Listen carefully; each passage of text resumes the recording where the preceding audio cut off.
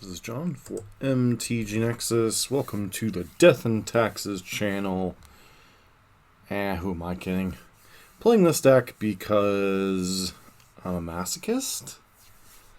In all seriousness, this is a deck that I spend a good amount of time bashing as a burn player as I lose to it. It's a deck that's recently had an uptick as it seems to have a positive matchup against Death and Taxes.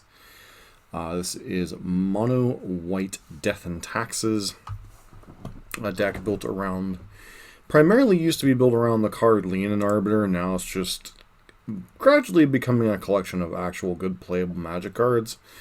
Aether Vial just does very broken things with mana as the game goes on. Giver of Runes protects your threats. Thalia makes it more annoying for your opponent to interact. Stoneforge Mystic allows you to go grab your Sword of Fire and Ice, your Mole of the Skyclaves, and your Batterskull. Leonin Arbiter does crazy things with your Field of Runes and Ghost Quarters. Flicker Wisp does broken things with Aether Vials. Otherwise, it's a reasonable 3/1 flyer with a Flicker ability. And then the new kid on the block, Skyclave Apparition, which is basically O-Stone or Oblivion Ring, but gives your opponent an XX Blue Illusion token when it dies, rather than some form of their permanent back. And I guess it's technically a leaves the battlefield ability, so even if it gets exiled or whatever, they get the token. And then Archon of Emeria, another card that's quite annoying for opponents to play against. Each player can't play more than one spell per turn. Non-basic lands your opponent's control enter the battlefield tapped. So this is kind of like a Thalia effect, the 3-mana Thalia effect, with also keeping your opponent from the ability of playing actual spells. And then you potentially get to cheat things with things like Aether Vial and Stoneforge Mystic, getting your spells into play underneath your own effects. So, we'll see how this goes. As far as land-based, play a bunch of plains, play some silent clearings, play Field of Ruin Ghost Quarter, so you're able to disrupt your opponent's mana, answer Tron, disrupt Field of the Dead, etc., while getting in with your kind of mediocre white mana dorks here. Sideboard, kind of more of the same. You have a bunch of different things that disrupt your opponent. Even Mind Sensor makes it difficult for fetch lands and stuff. Also good against things like Primeval Titan and such. Phyrexian Revoker is pretty decent. Notable, this is different than Pithing Needle. Pithing Needle shuts down non-mana abilities, whereas Phyrexian Revoker actually shuts down mana abilities of non-land cards. Whereas Pithing Needle can name lands, but can't shut down mana abilities. So a little bit of a difference there. Leonin Relic Warder enters the battlefield. Exile target artifact or enchantment, basically until it leaves the battlefield. Warrior Champion, pretty good against burn and racing situations. Winds of Abandon when you need some more removal in addition to the Path to Exiles in your main deck. 3 copies of Rest in Peace for any type of graveyard shenanigans against Uro, etc. And then 2 copies of Burrington Forge Tender, also pretty good against any type of red-based aggressive deck, whether it be Burn, Prowess, etc. So, I'm sure you do, Tavern. My body is fully ready for this league to be an 0-5. I don't know how I talked myself into doing this, but yeah, here we are. I was insulting this deck left and right when I was playing Burn the other night and losing to it. So I kind of resolved that I would be playing this deck and we would see what would happen. So how are you tonight, Tavern? So, alright, we're on the play. We have the dream team of Thalia into Arbiter plus Ghost Quarter. So I guess this is... saw the salt was high. Indeed I was. The salt was real, and I wish I changed my name, but I didn't, so.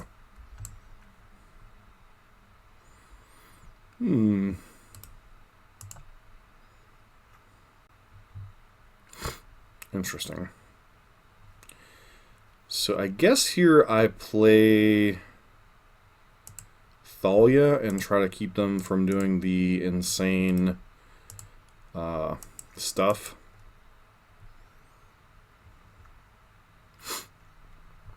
Oh, we're up against Heliod Combo? Okay. Unfortunate. Spike Feeder I don't particularly care about till they play Heliod next turn, I suppose.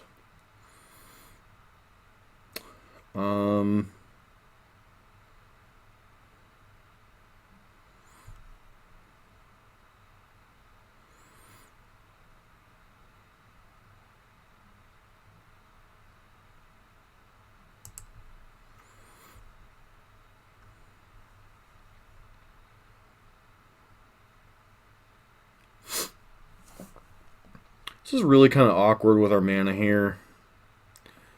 So, if they have Heliod next turn, we're probably just dead. Or I should say another mana source plus Heliod.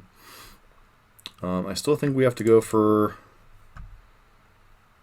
Leonin Arbiter plus GQ on the forest here.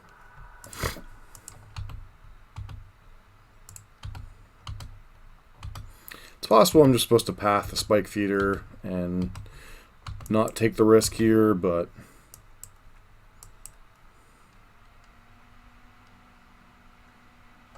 okay, so we're dead. Oh no, they just have skews. Alright.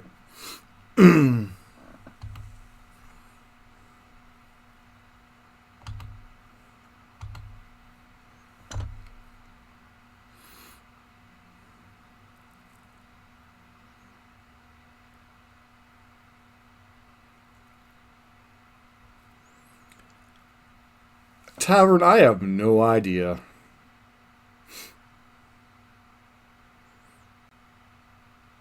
I suppose I could have.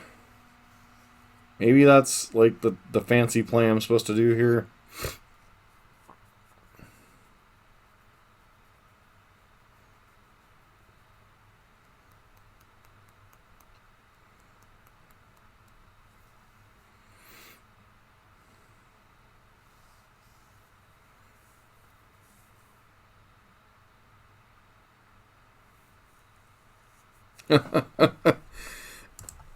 And we're still limited to one spell this turn anyway, so it's not like we're doing a ton anyway.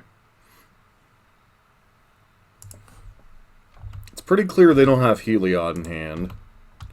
Not willing to trade Arbiter quite yet.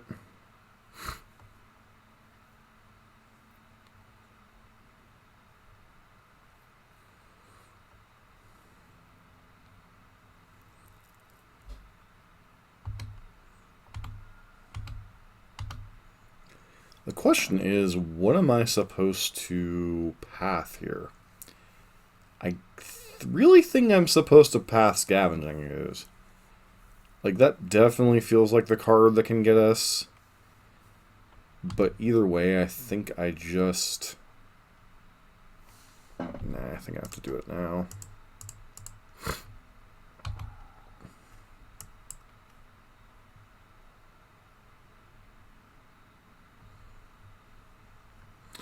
Well, it depends on how much mana they get. Like, right now they have access to 4 mana, and Field of Ruin can't tag either one of their basics. So they can... Okay, so you're just on the all-mana hand. Alright, if you have Heliod, we're dead, which I don't understand why you didn't play it last turn if you did. Oh, they just have another Spike Feeder.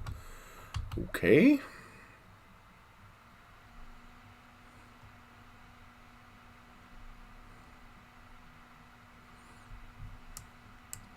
Why did they shock in the green source when they could have just Arbor Elfed? I don't know. So many questions, not enough answers.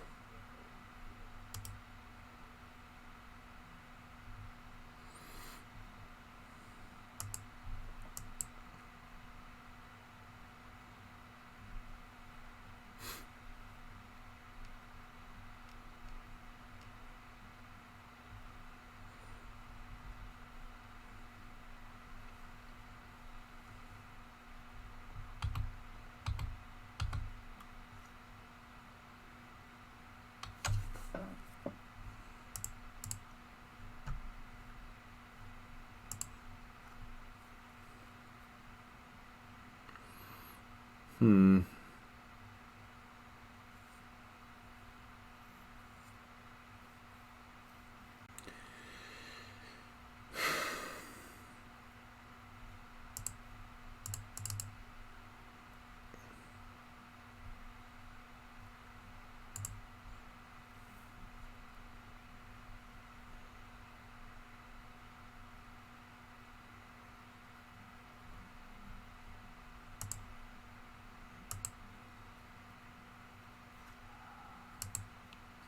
Don't think we're doing anything this turn anyway, so just get a flyer on the board.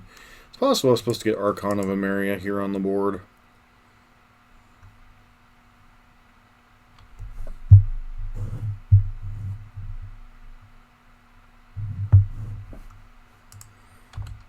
Really hoping to draw another mana source to get one of our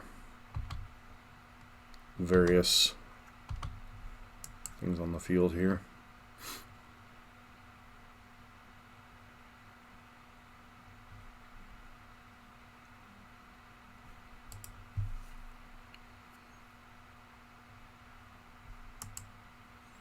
So basically at any point if they draw a Tutor and Heliod, we're dead, so.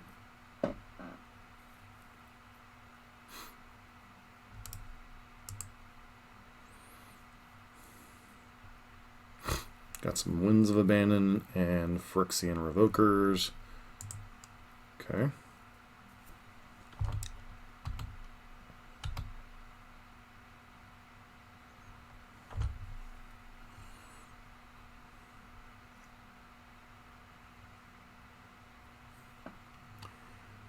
Land would be good.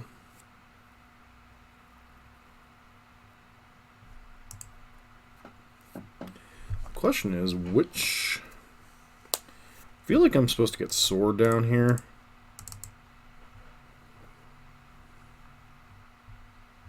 It's like their mana situation's irrelevant. We can't control their mana anymore. So I think it's just a situation of get them dead.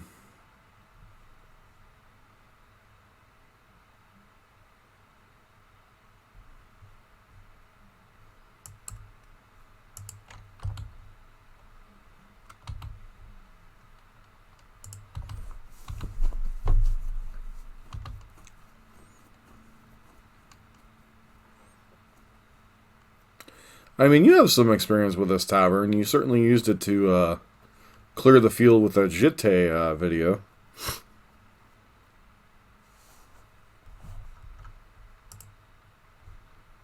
What was your impression of the deck then?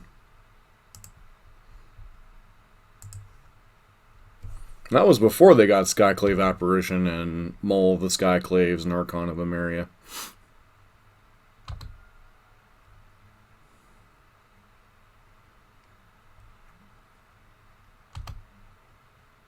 Okay, so they have the second color,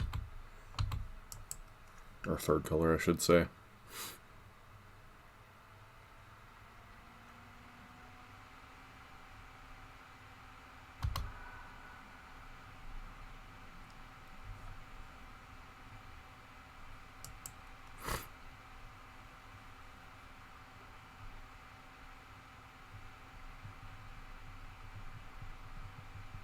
Well, not only that, but it also like allows us to shoot the spike feeders.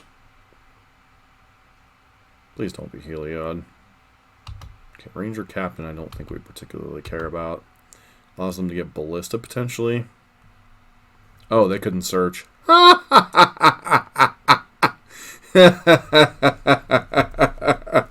Leonin Arbiter strikes again.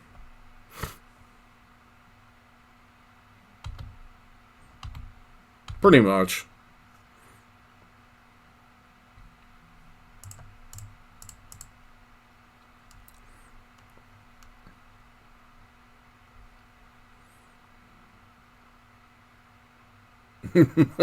What's up, Ando? How you doing tonight?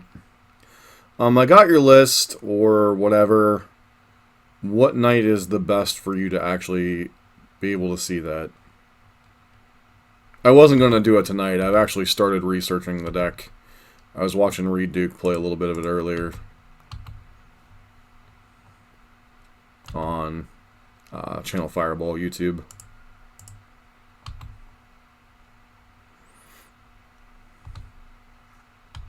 Okay.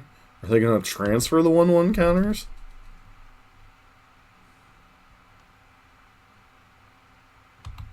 Sure.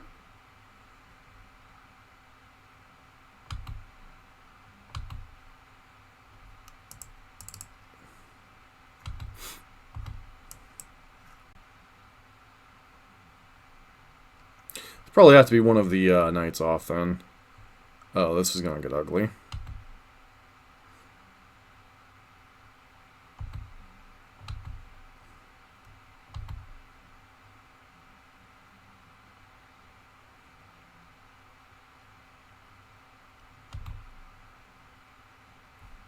They attack with a 2/2. That wasn't the smartest move in the world.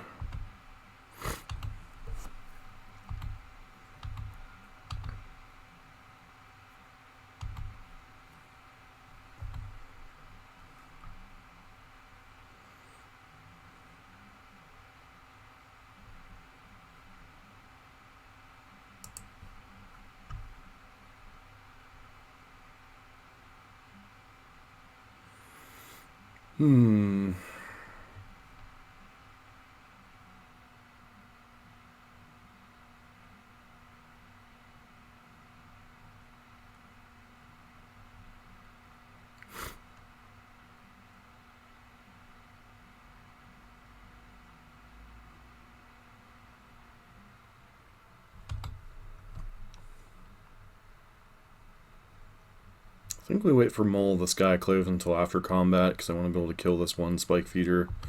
And if they go to use their elf trick, I just want to pop the land that they try to untap.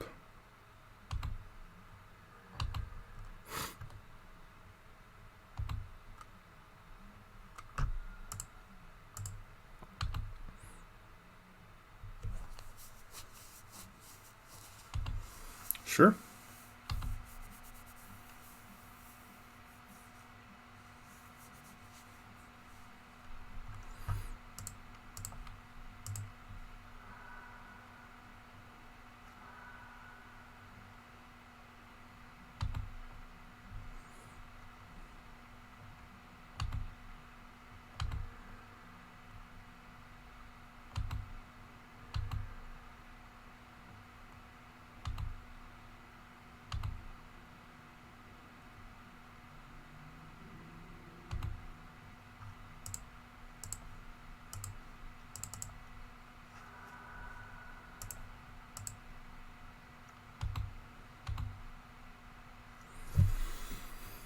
All right.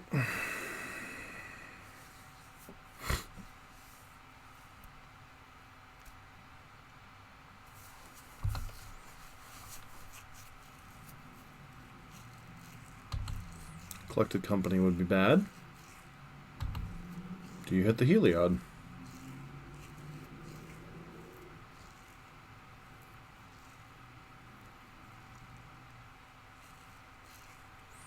Looks like they did not. Selfless Savior is mildly annoying.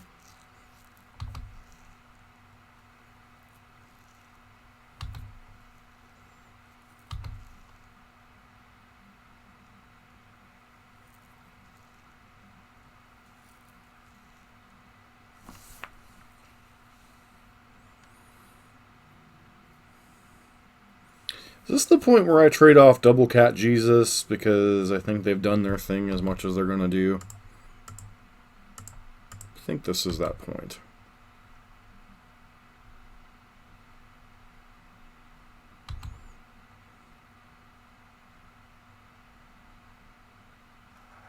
No, it's not lethal because they have the Spike Feeder.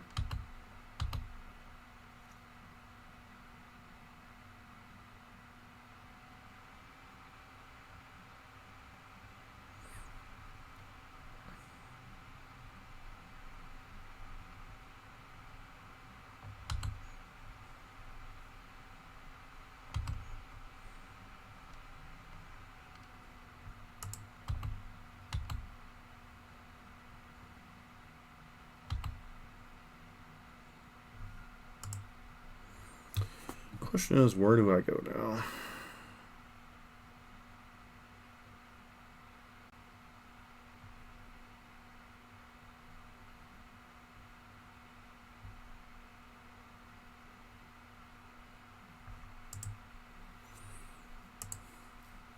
Force them to burn some of those counters.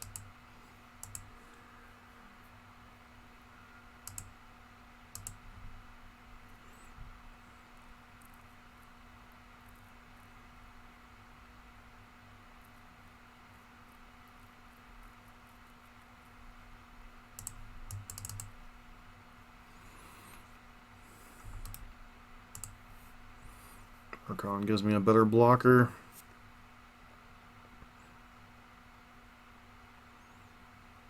No, it would have been, except for the fact that they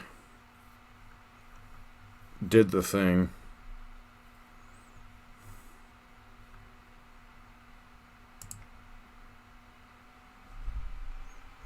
Definitely want Winds of Abandon. Probably want Even Mind Sensor. Might want Phyrexian Revoker. Rest in Peace. They're not showing me like the Eternal Witness nonsense. Like, what cards aren't good in this matchup?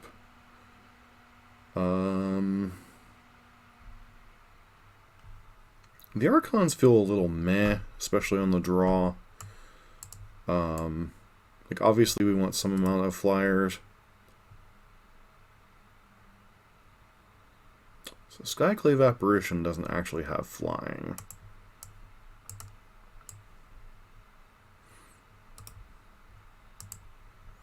I think on the draw we shave one Thalia, maybe one Cat Jesus, and beyond that, what are we not interested in? Like maybe one Field of Ruin on the draw. Can I go like that?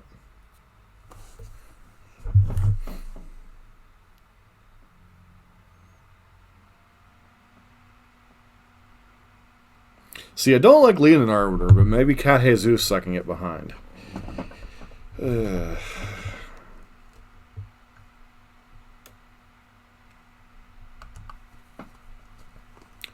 Seems fine. I mean, it's not like super exciting given Runes and Thalia, but I mean, most Death and Taxes hands are probably going to look pretty medium. So, we can cast our spells for the most part.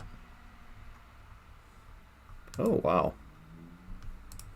Turn Timber Symbiosis.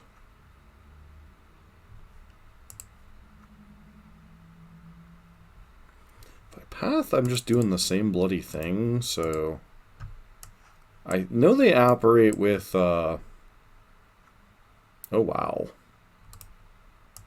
Okay, so they're the hardened scales. Thalias, whatever nonsense. Gotcha. Whew! Whew! Cat Jesus. Let's play Thalia. Pass the turn.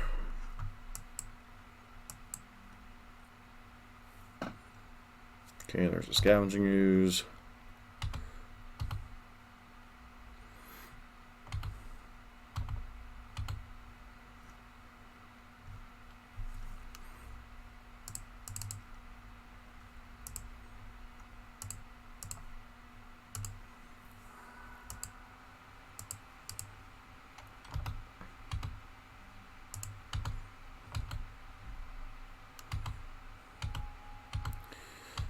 Is this what it feels like to play the almighty Death and Taxes?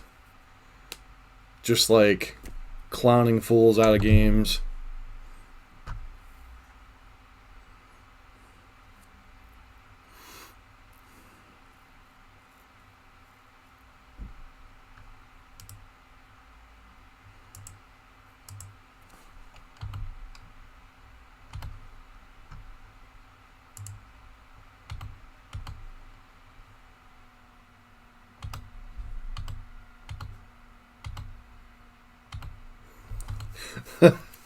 Well, it's worse than Wasteland because it can hit basics.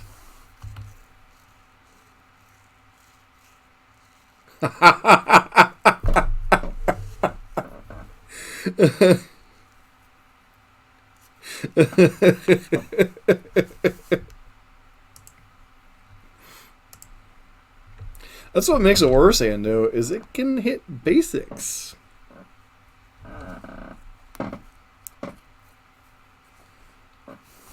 Wasteland, you can at least play around by getting basics and such, especially in, like, Legacy, where you still have Arkham's Astrolabe and Snowlands, you know?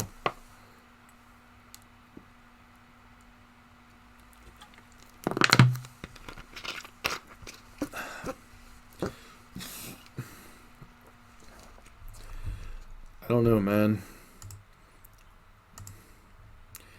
Am I potentially turning to the dark side here by playing the white cards?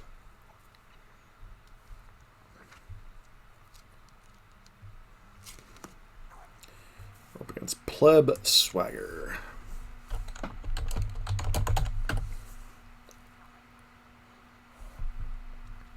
So we're up against mono red. Can I keep this hand against mono red?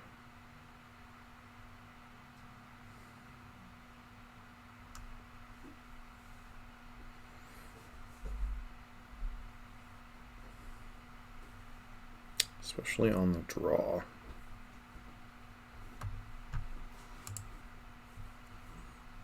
I think because of the vial we can.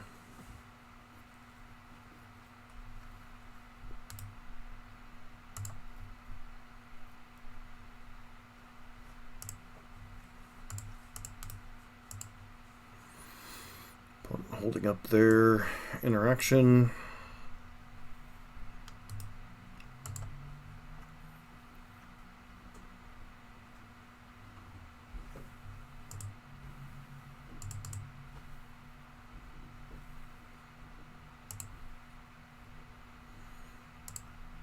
Another ether vial.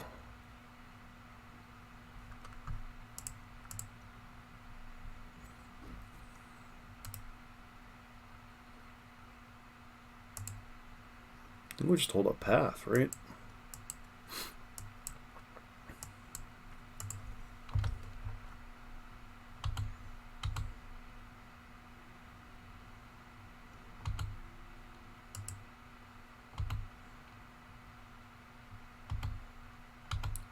I'm probably supposed to path this here just to avoid if they had a Lutz.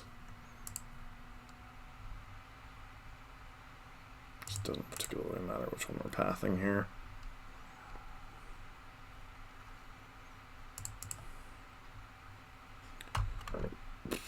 Excuse me.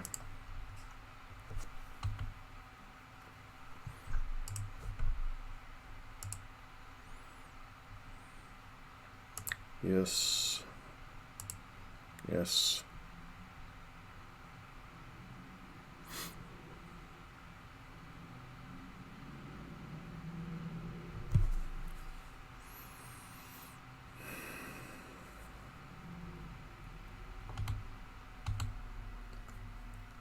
Yeah, that's one way to put it, I suppose.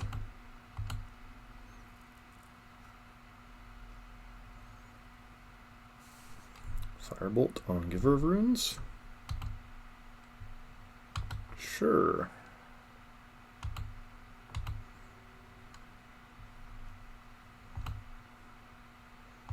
What kind of hand did they keep?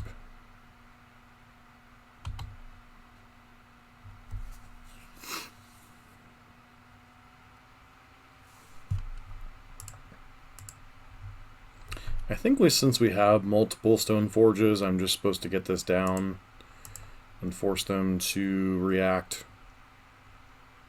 Which is fine. Sure.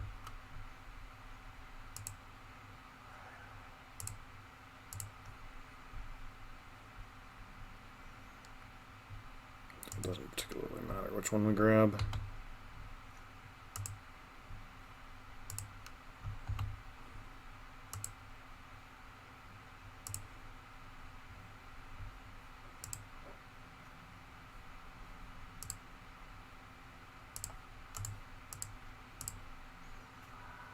Let's go ahead and main phase this.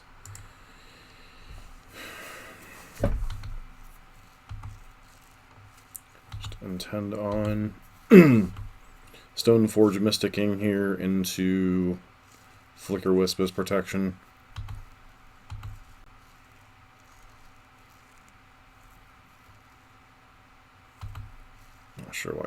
attack here. They just put, okay, they were just playing Bone Crusher Giant, sure. Well, they still could have some type of bolt effect or something here.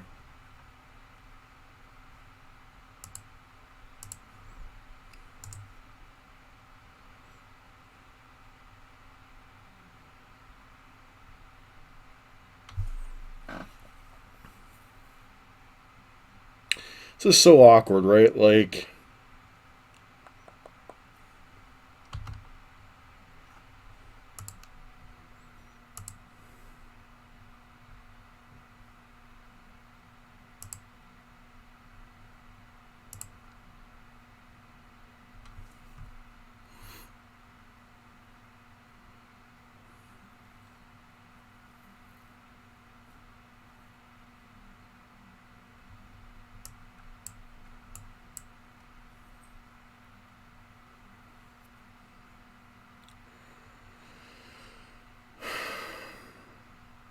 if we'd drawn another land, I think this game was over.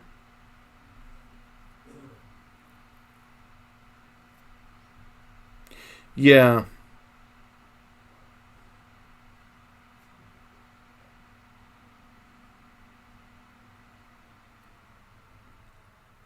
I still think I'm just supposed to pass here.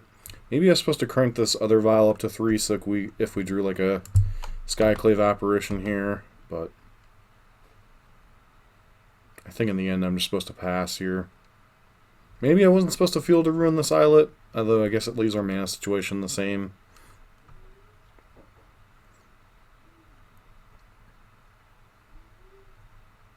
And the question becomes, am I supposed to vial in Sword, or am I supposed to vial in whatchamacallit?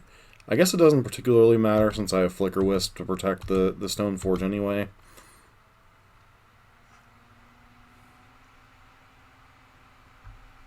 Firebolt on Stoneforge Mystic.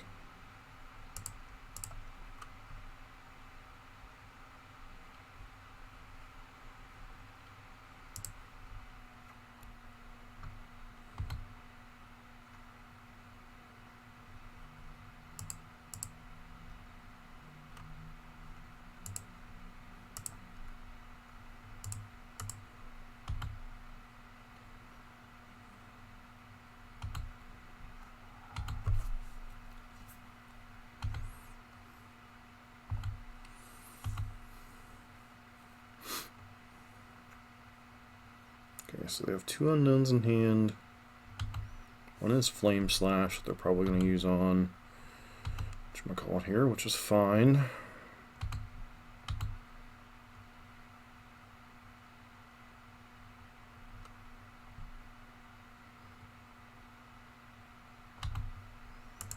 I'm just supposed to just trade off with Bone Crusher Giant, keep my life total high. Just put Obosh in your hand. Alright. Makes life a little bit simpler, potentially. I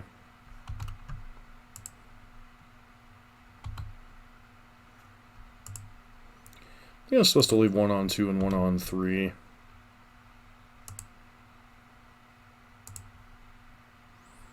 Alright, that makes the game, like, terribly easy here.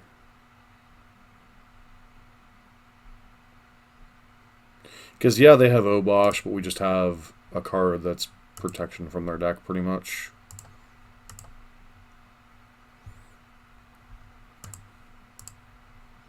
Get to deal with their whatchamacallit.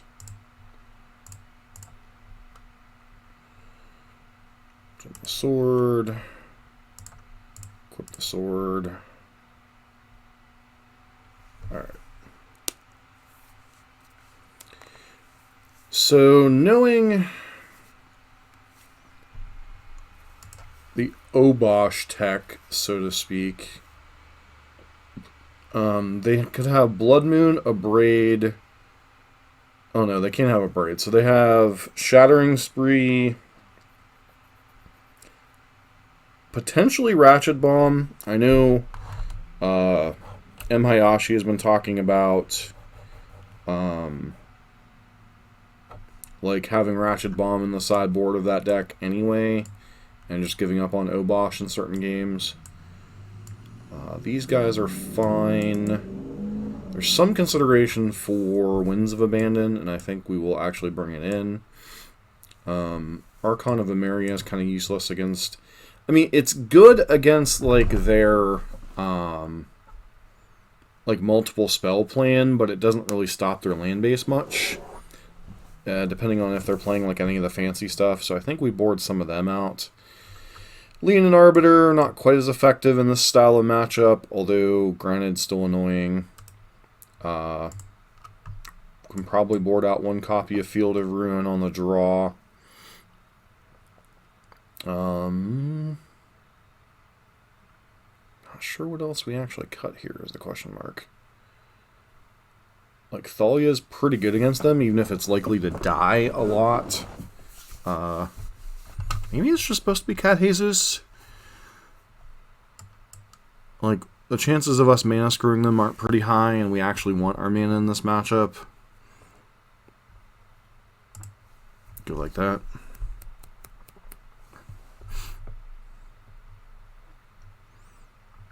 And besides tonight, War Dog, did you see the message on YouTube tonight?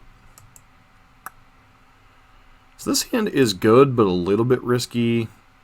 So our mana's going to deal us some damage. If they have Blood Moon plus an artifact removal thing, we could kind of get jammed here.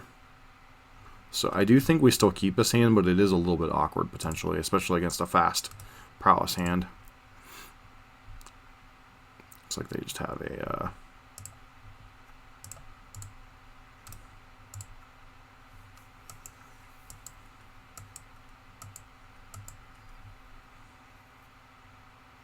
Okay, they have Ratchet Bomb, sure.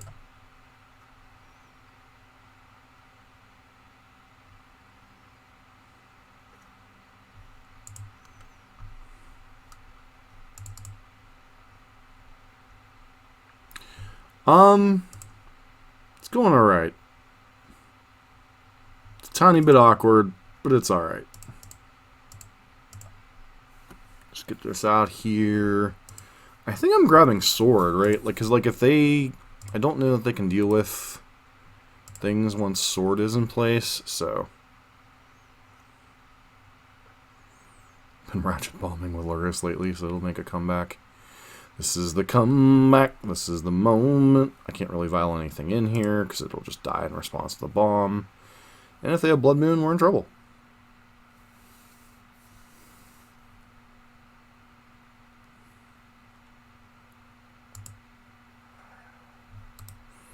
I wonder if they didn't bring in Blood Moon against us simply because man, we have a lot of awkward spells in this hand, huh? I think we just play Sword here. If they have an artifact removal spell, they have an artifact removal spell. The next turn we get to play Forge Tender, equip Sword, and kind of go to town from there. Okay, Spyro is whatevs. Oh, I'm sure they did. I'm just like... We're in an awkward spot. That's a whole lot of...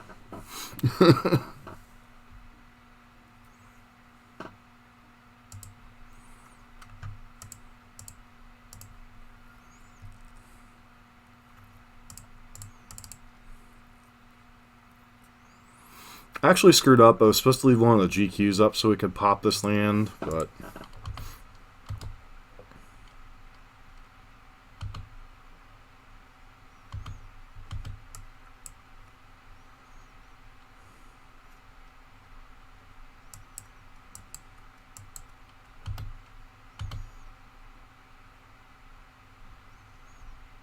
Okay, so you have a Lutz... This has got to be a Lutz hand, right? Because they don't play Skullcrack. Yeah, this is a Lutz hand. Oh, they're just gonna... Sure. Oh, they didn't reveal Obosh this game. Good to know. Good to know. Probably would have been helpful if I would have paid attention.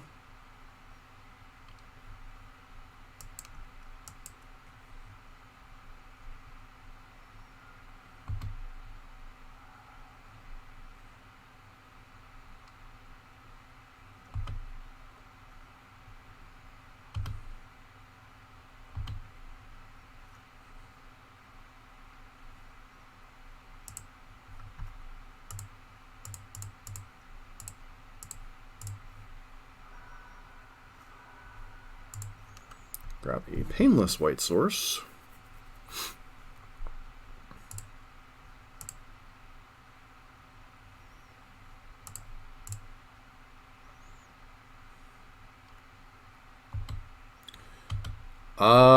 Masochism.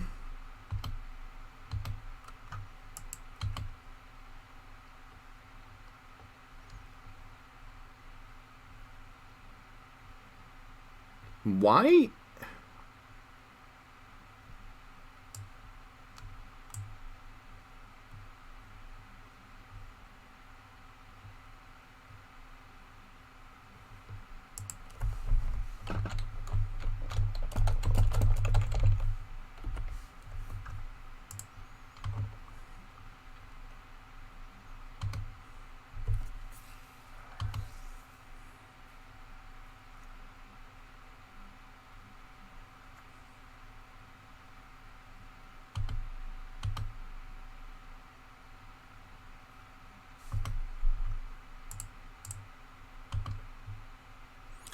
I still think Leonin Arbiter sucks. It's a crappy card design to play against, and... Why wouldn't you... Oh, they can't put Obosh in their hand because they have no Obosh.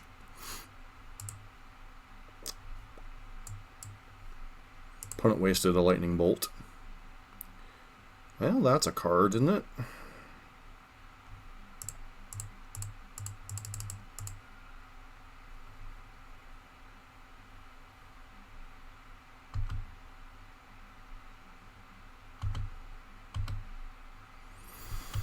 There's a card that can swing this game. They have Obosh? Nope. Spyro make tokens. Okay. Well, I think they wanted to maximize their mana because they wanted... Oh, for real? All damage a red source. Alright, well, must be nice to have all the abrades.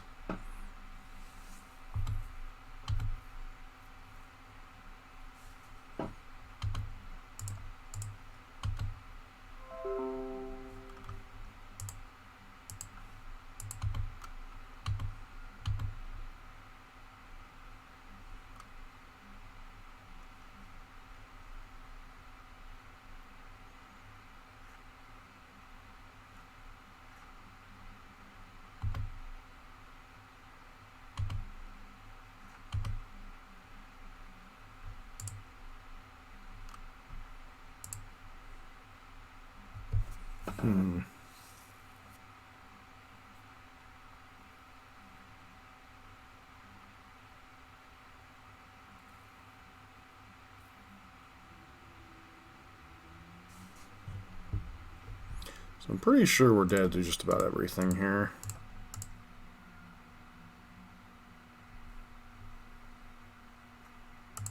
Question is, are we supposed to take out the Spyro, or are we supposed to take out the Soul Scar? I guess the Soul Scar.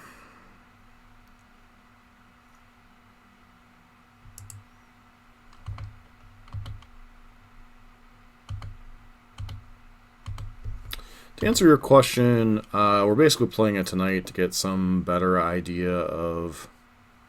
yeah, we're just dead anyway. We needed them not to have a braid there for the batter skull.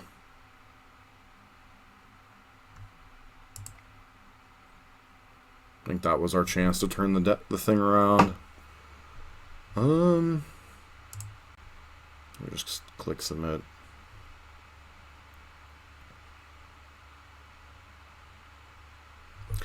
So they're boarding in both Rashid Bombs and Abrades. They probably also have Moon, especially after how terrible our mana was last game. This hand's a little weird. I still think this is... Well, it's still weird for the Obosh versions to be bringing in a Braid, but, you know, they still usually bring in some amount of artifact removal. I think this hand's fine. Like, we don't have any threats, but we have a cycling land, we have a couple basic planes, and we have some early interactions for their dudes, so... I think I'm just supposed to hold up path. I'm not really supposed to run out Giver and just, like, whatever they have play lined up.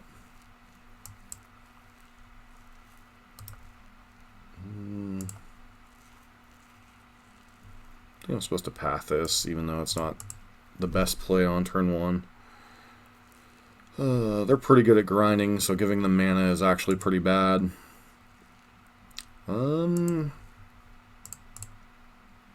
Guess we run out double Giver. If we happen to untap with them, we'll be in good shape. If we don't, then it's whatever.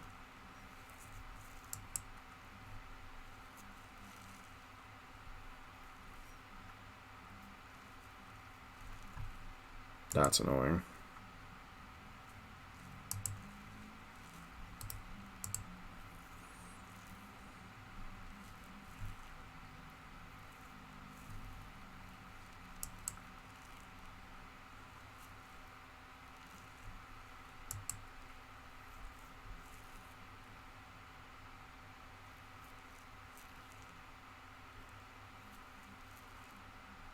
Why would you...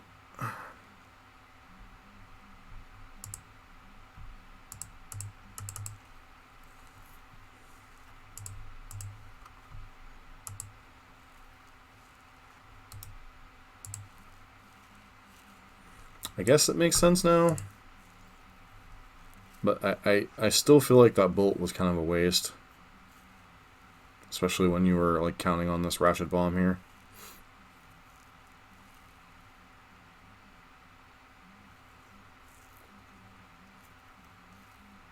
Feels so weird to me that Skyclave Apparition doesn't have flying.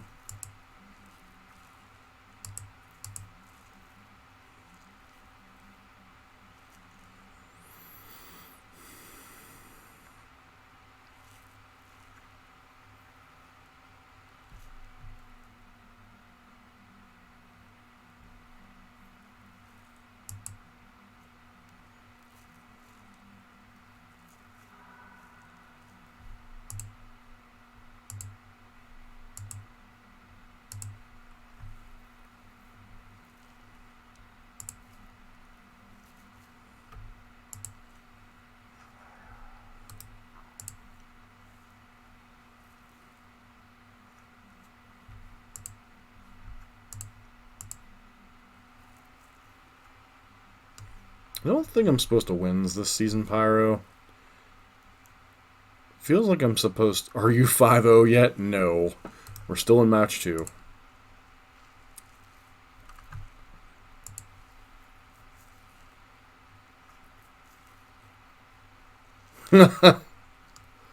Well, White needs a Questing Beast level card. You know how long White has been like the worst color in Magic? Like, probably the last 8 to 10 years. Like, what was the last deck? Yeah, sure. Whatever. Get a 2-2.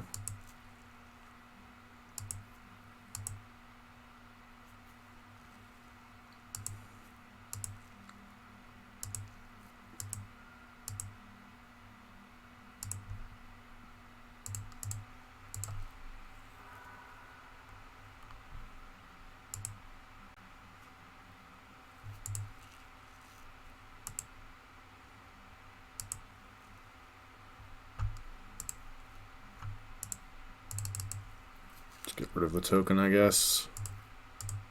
Oh. Yeah, I don't really know that I want to get rid of the Seasoned Pyro like that. Now they get a bunch of 1/1s. That's Legacy. They have a Lava Dart here. Okay.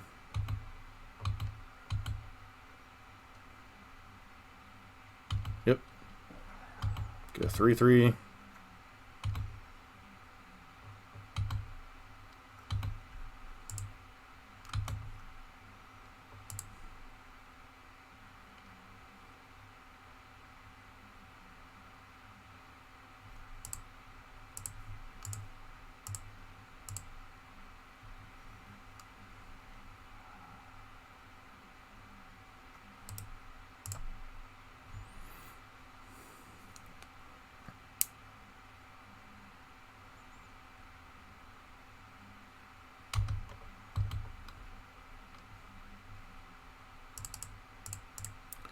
Probably just going to get a Lava Dart flashback, but I'm willing to make that trade, I guess.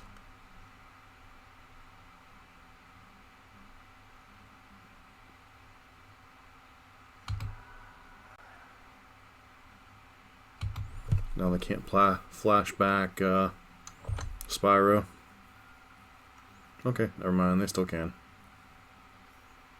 We're going to need a relevant draw here pretty soon, though.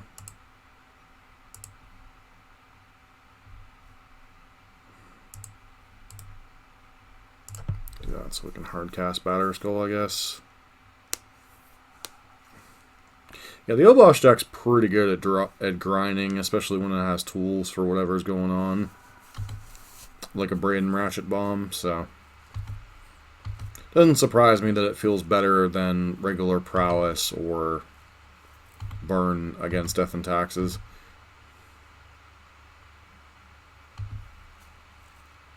Mountain and Bolt.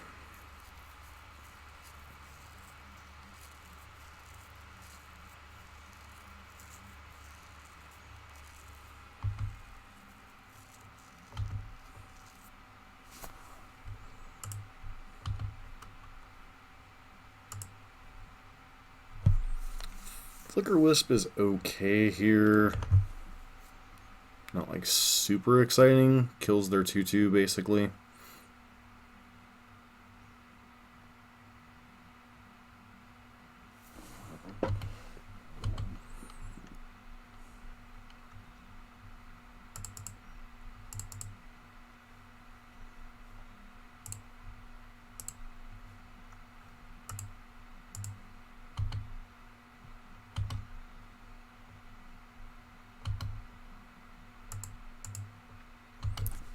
Especially given the face-up bold, I make this trade. Preserve our life total a little bit. Yep. Do you have another lay at the stage or something? Firebolt, and then we're basically dead to the known firebolts over the next couple turns. All right, deck, cough up something good.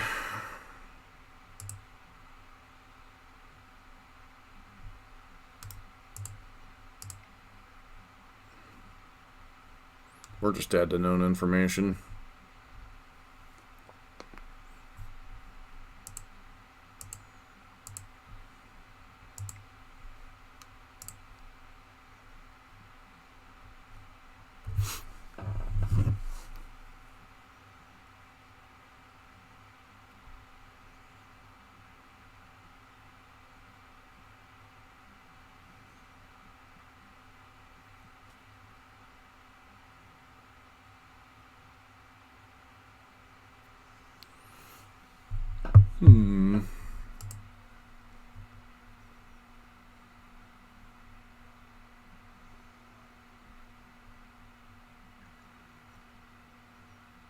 So we are on the draw.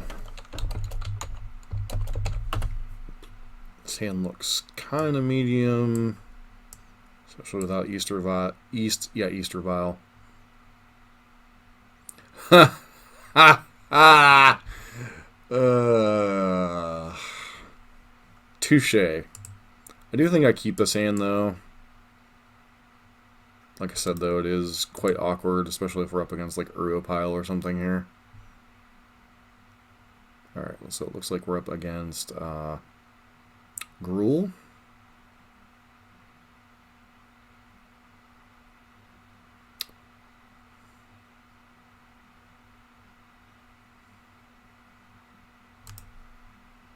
So what do I have for this matchup? I have the Forge Tenders and the...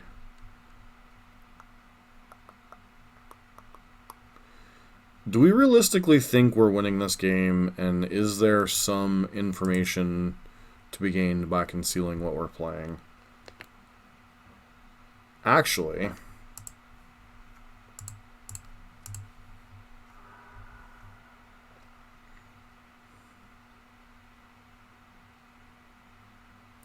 I guess there was a line to take.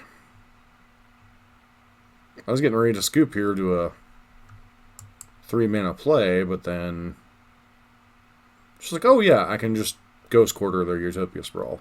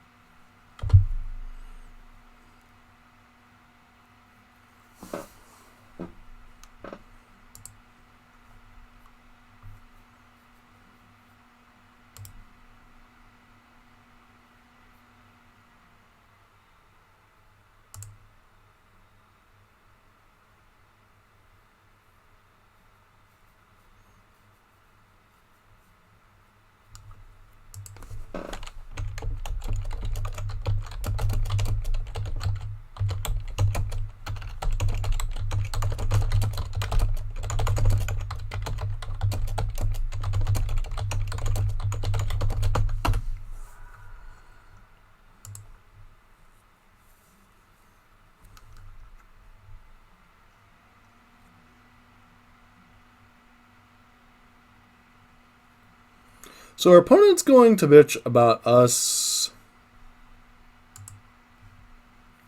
blowing up their Utopia Sprawl, and they Stone Rain us. Okay.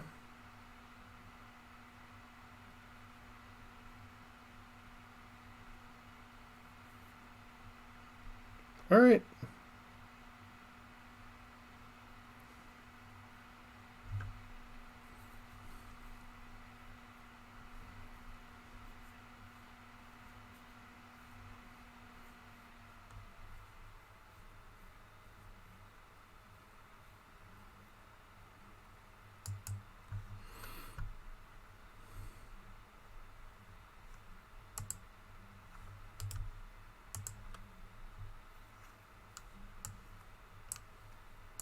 So we could get locked out by Bloodboon, but there's not really a whole lot we can do about it. Kind of punished for not playing a white source, I suppose. Hopefully they don't have a fetch land to go with it. Of course they do.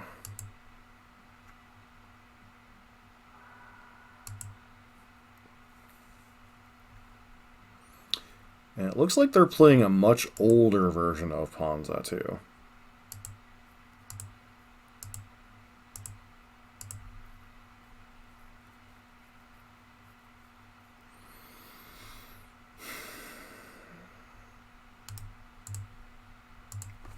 Alright. We're definitely too far behind this game.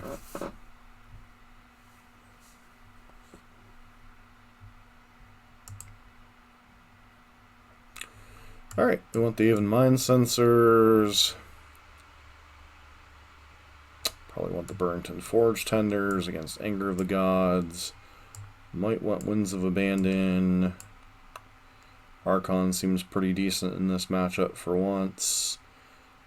Most of our cards seem pretty decent here. Question is, which ones are actually worse? So Flicker Wisp, I think we just like shave things, like shave a Flicker Wisp, shave a Thalia, shave a Jesus.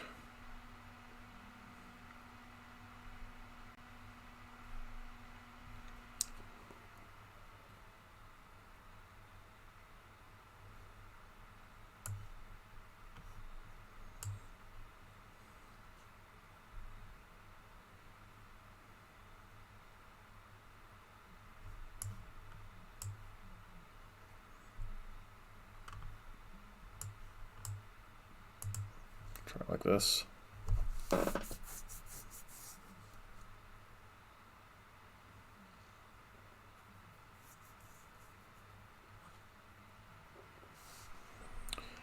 Alright.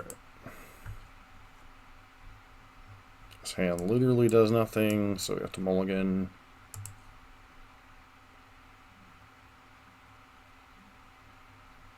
This hand does things, but it's not like super exciting. I think we get rid of what? Sword of Fire and Ice.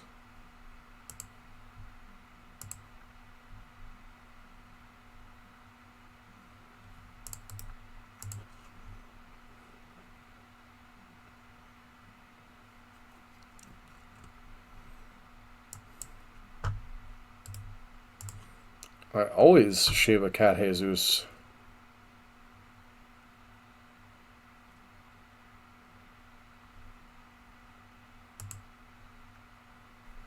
Question is, what are we supposed to run out here? I think we're supposed to run an Arbiter. They didn't play any.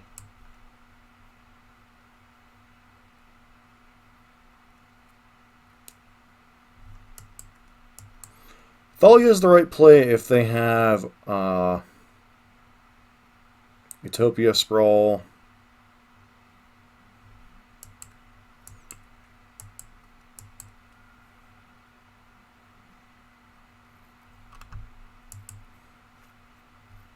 We're getting Blood Moon. Anger of the Gods. Sure? Question mark?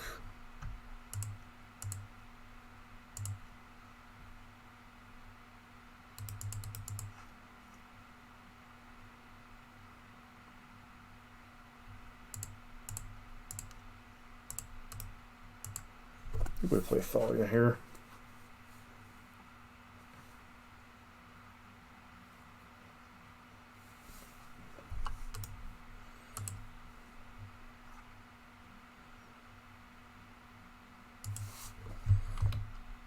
They have another anger, they have another anger. It's kind of, I'm not playing around it. Don't really think we can, honestly.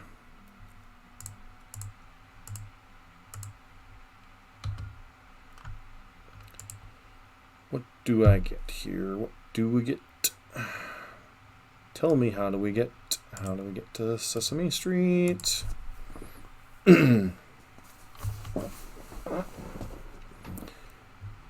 So they kept a no fetch land hand, and yet they angered a Leonid Arbiter. Okay, they had a fetch land. I really don't condone like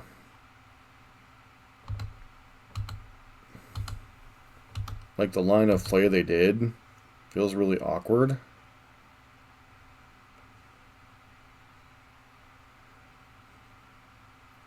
Like, if you had a removal spell, you're supposed to use it on your turn, so I can't protect whatever you're trying to removal spell here. I have not. I've run into green-white Heliod Combo, Obosh Prowess that was packing both Ratchet Bombs and Abrades in the sideboard, and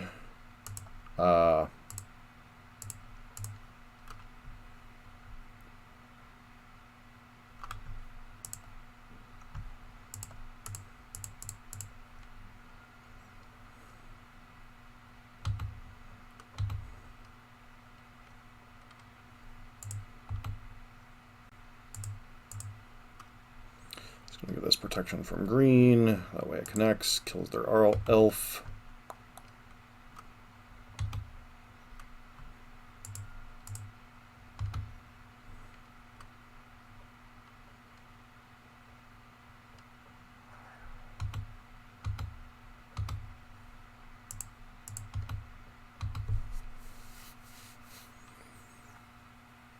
And then now we're against Ponza, which we're down a game, so probably going to have Elder Gargaroth here, and we're probably going to hate our lives.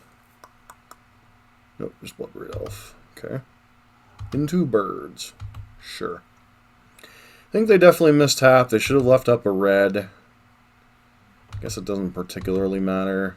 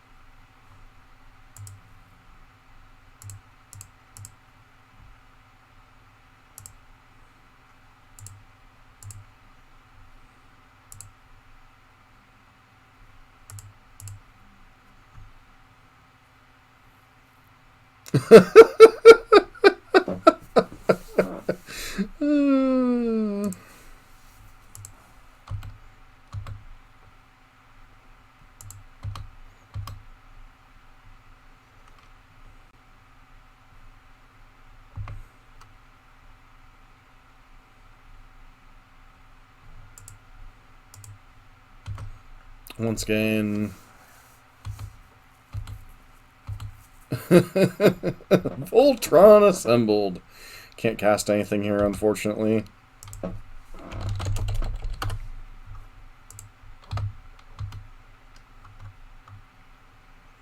Now we just gotta win game 3. Gargaroth doesn't have reach amongst all its text, does it? Elder Gargaroth. Yes, it does. Okay.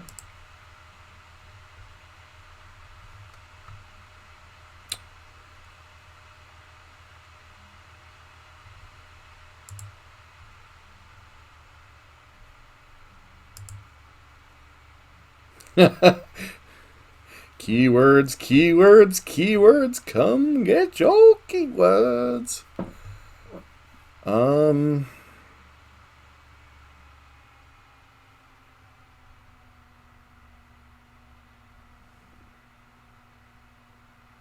Still kind of like how we've sideboarded.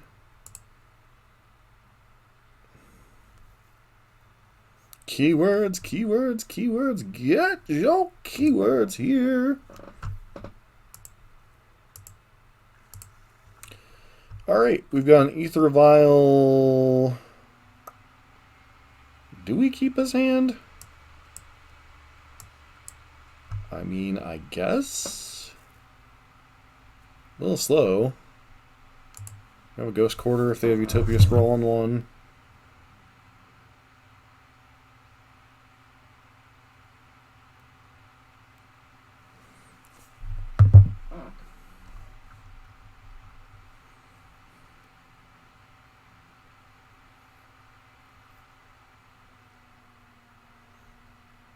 Can Walked name the elf?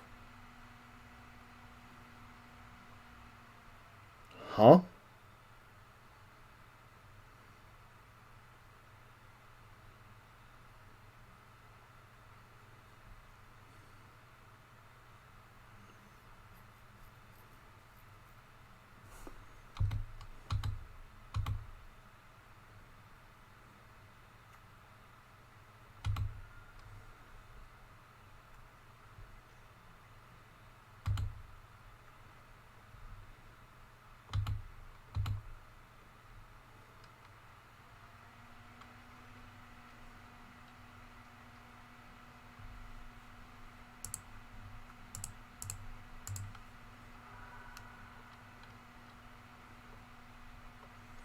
I do feel like this is the right play.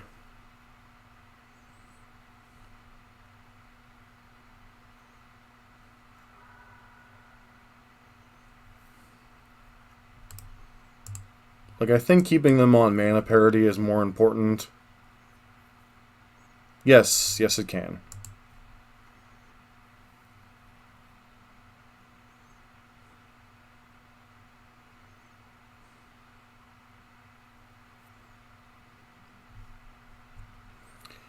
I don't think pathing their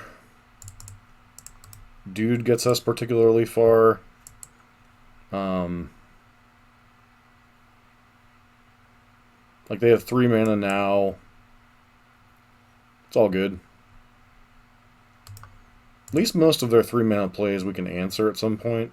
Like even Clothis. Stone Rains, whatever. Like we protected our main concern, which was our white source.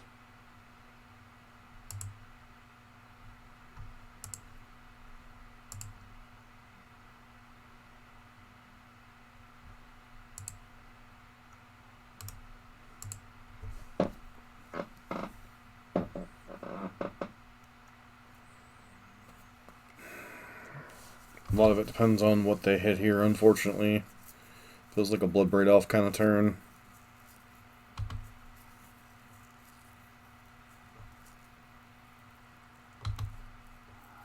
Okay, Arbor Elf's kind of irrelevant. Well, the problem with Revoker, specifically in this matchup, is just the fact that it dies so easily. So yeah, it's a potential out to, like, shutting down Arbor Elf, but it's not likely to stay that way. Like, they have bolts and stomps. So there's a lot of things that just, like, it doesn't matter, per se.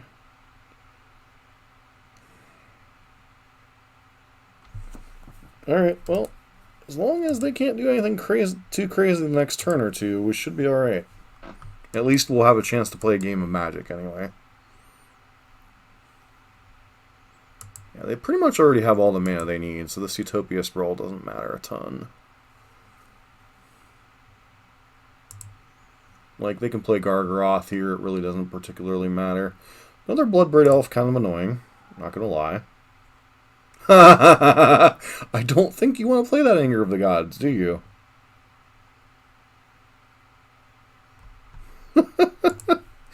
Awkward.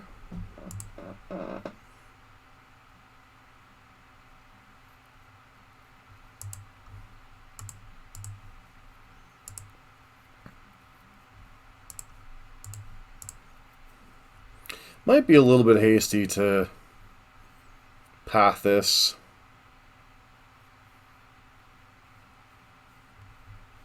Yeah.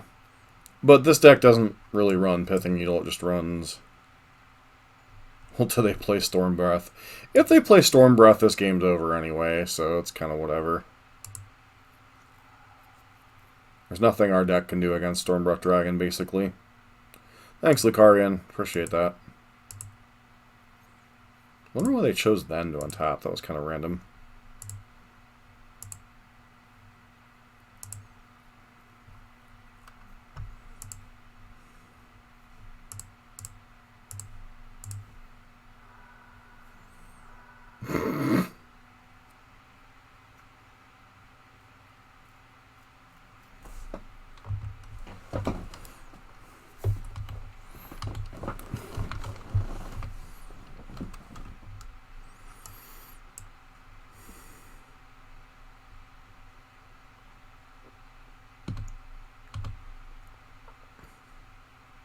Why?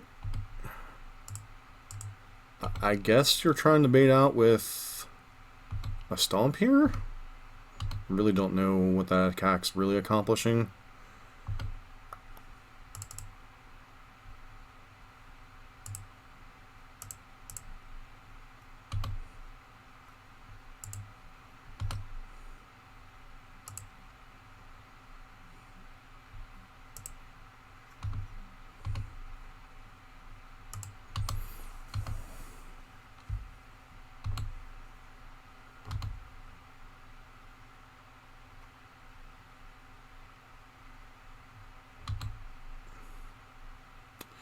Yeah, but our hand really doesn't need mana much right now, so maybe I was supposed to Flicker Wisp the land, but I really didn't want to give them another turn with that kind of mana.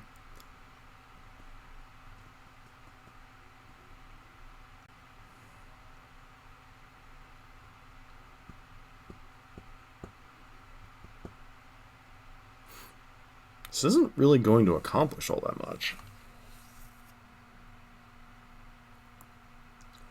So the Giver Runes is going to die.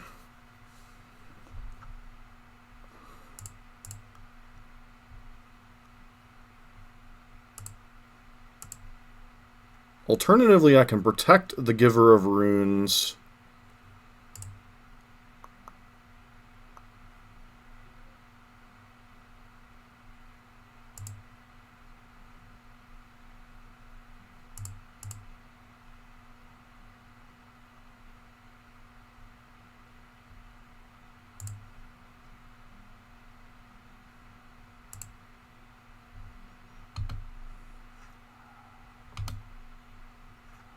The Archon dies, which is kind of whatever.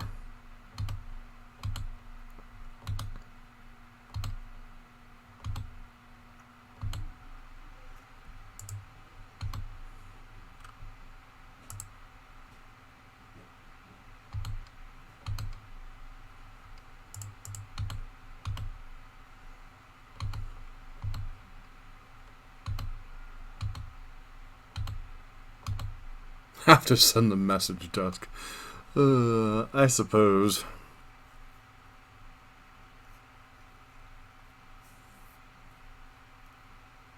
What is this? Chandra Torch of Defiance.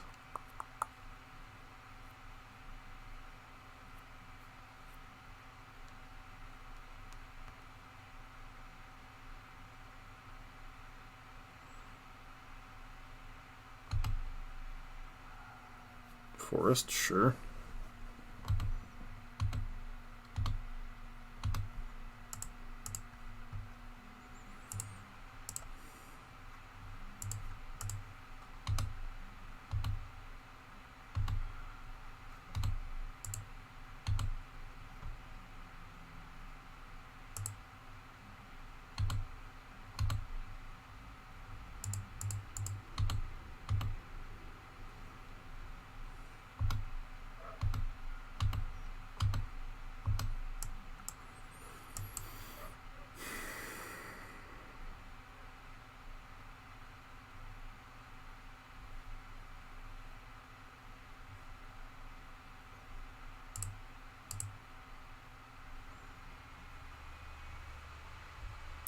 So dumb.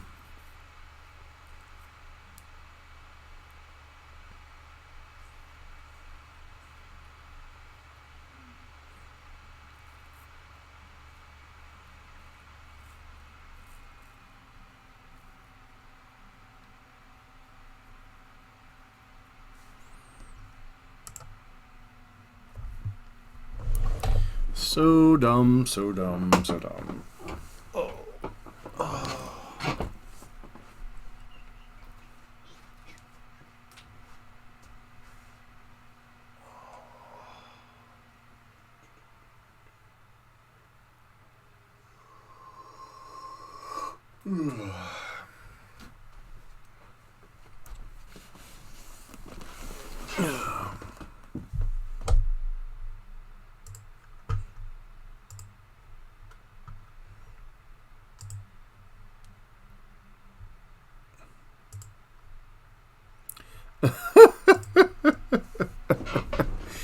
I think this is called beginner's luck.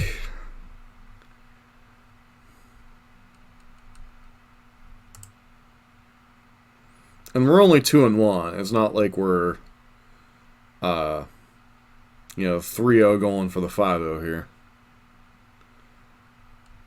And believe it or not, there already is a Death and Taxes channel online, so...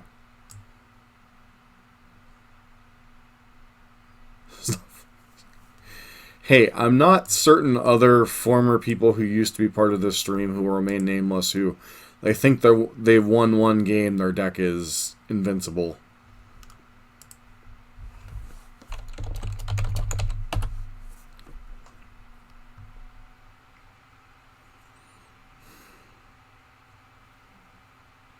Okay, we're on the draw, so this hand is a little bit worse. But I still think it's a keep. Has anybody in chat seen the... oh dear. Former person who is banned from the channel, who shall not be named.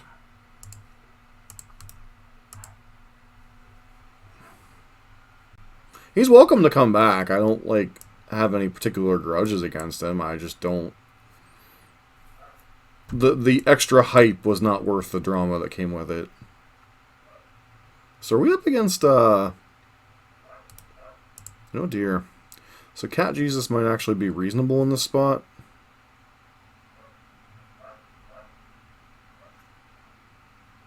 Am I supposed to play Cat Jesus or am I supposed to play Thalia? Feels like I'm supposed to play Cat Jesus.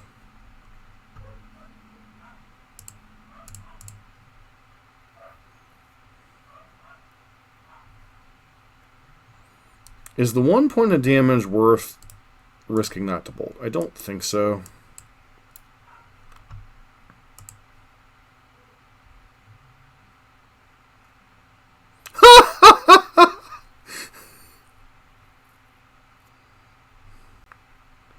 The sad part is we're not really making fun of him. He's actually been relevant.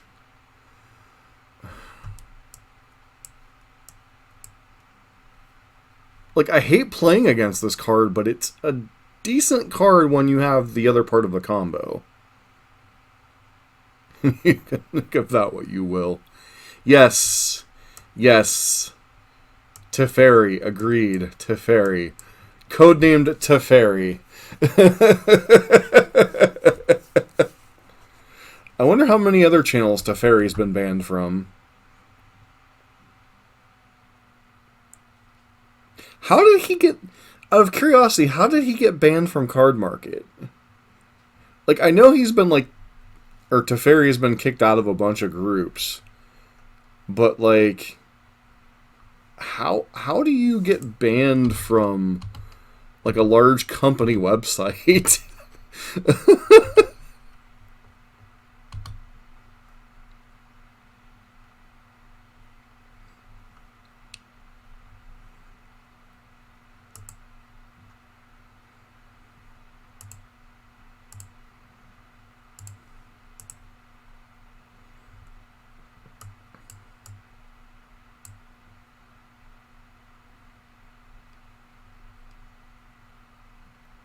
He got in trouble with Grimm?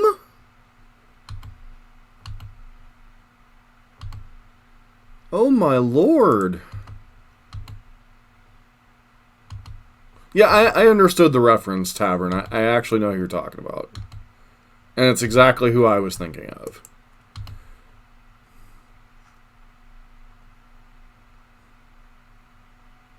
So we just up against, like...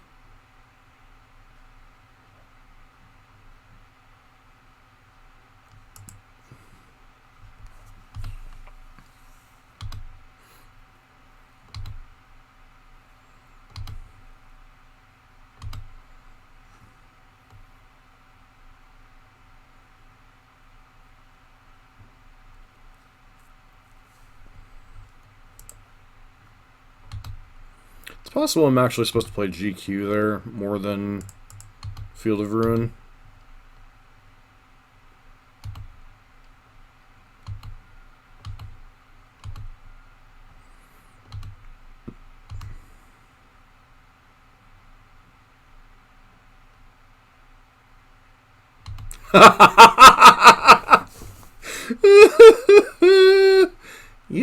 Yep, that sounds like the same person. Yep.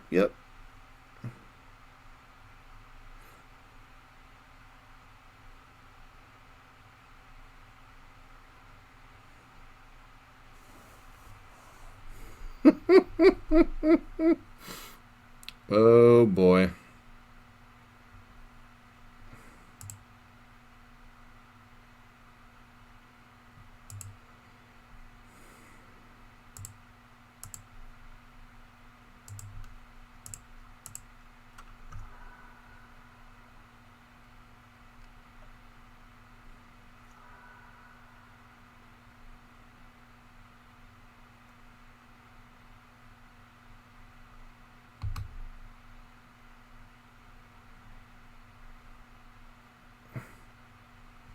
Okay, I thought they put that ability on the stack. Why did that...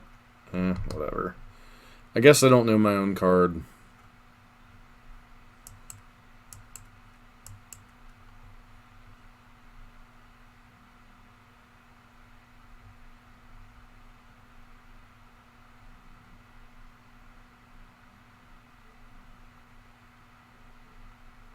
So if they get Titan here, we're kind of skewered.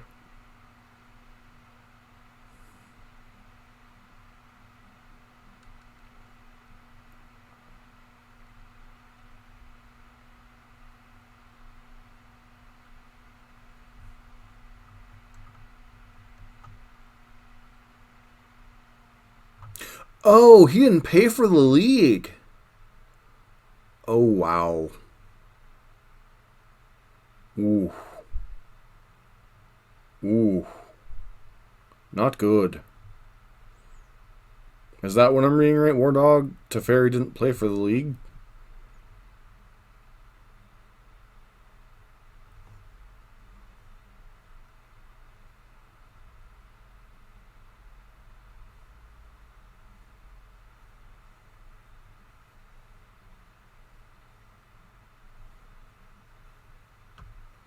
Because, like, I'd like to think that the system I have in place, if you want a donation deck list played, isn't that bad. Like, I'm not charging what Grimm's charging, but Grimm also has a much larger, like, people that watch his videos and such. And his time is in much higher demand than mine is. Like, I have more time on my hands because I don't have the whatever the main job Grimm has. So, like, oh,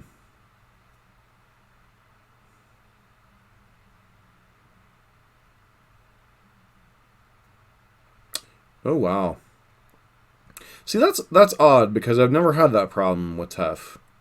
You know, Tef always paid when he said he was going to pay. But then again, I would never do the video work until after I was paid. Like, that's the one thing, I will not do a donation deck list. Yeah, that's true. But I do think there's things Grimm could do. Like, I think he's really set... I really should drop a message in his comments that there is software out there where you can, like, play like singular matches. Like, you can play singular matches. Like, I use a program called FreeMake Video. What is the actual name of it? FreeMake Video Converter that compresses video files that allows you to compress files that you've played, and it's actually free. Now, the free version isn't the best at, like, just making sure we haven't DC'd. Like, I love Grimm's content. I just wish I had the time to, like, partake of everything. Karn the Great Creator. Okay. What do you grab with Karn here is the question mark.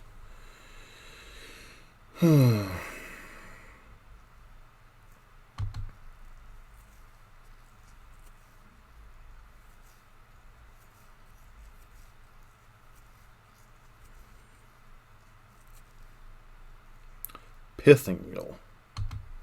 A pithing needle that you can't use. Okay, that doesn't make much sense. Oof. Well, hello there. Hello there.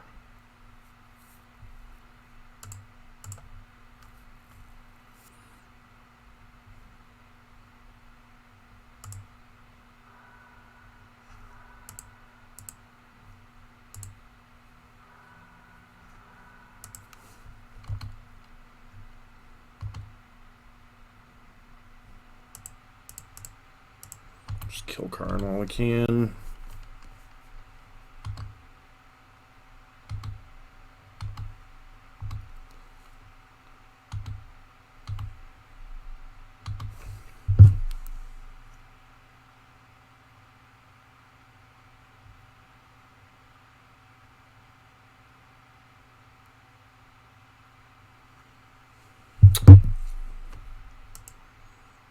So are we up against... I am really confused. Are we up against Titan? Or it feels like we're up against Titan Shift, but I don't remember Titan Shift ever having this many. What are you gonna Pithing Needle? Field of the Rune?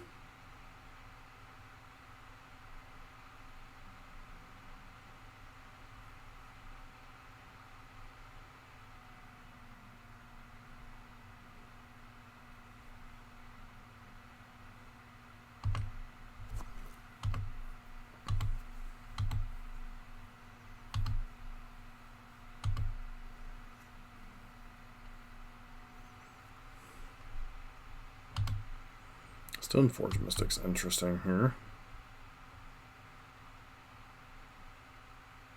Oh no, I'm not. Well, the only problem is, like, Wardog, is this is going out on live stream and live video. So I wouldn't tell Grim directly, but it's gonna be out there.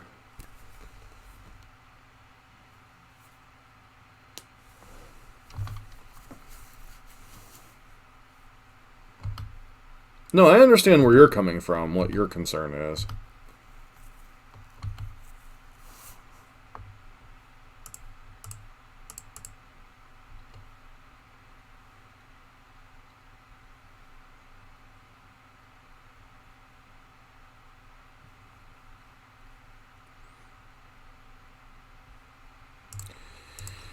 Alright, so what do we board against Titan?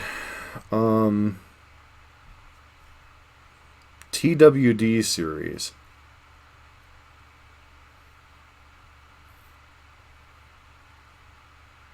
I don't know if he watches it, but I do know TWD series. The Walking Dead.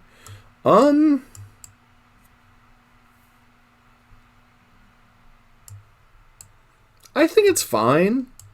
Like, if people want to spend money on it, people can spend money on it. It's whatever. You know, WotC is a for-profit company. And, you know, it's fine. I have absolutely no issue with it.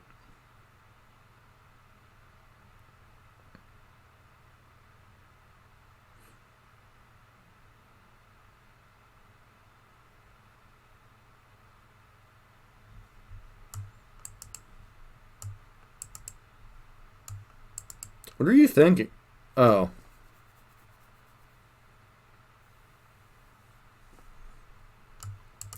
See, and I already stuck my foot in my mouth the other night with the Magic community, so I may as well stick my foot a little bit further. So, I think the Magic as a whole, and people and situations, I don't think we're supposed to bring in Winds of Abandon. I think a lot of people have gotten to the point where if their opinion isn't correct, they cry, whine, bitch, and moan until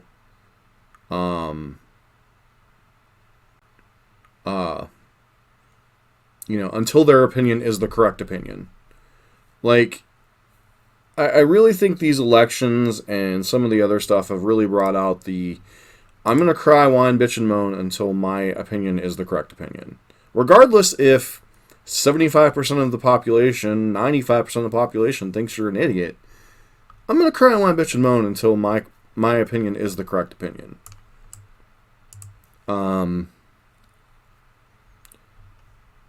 And a lot of...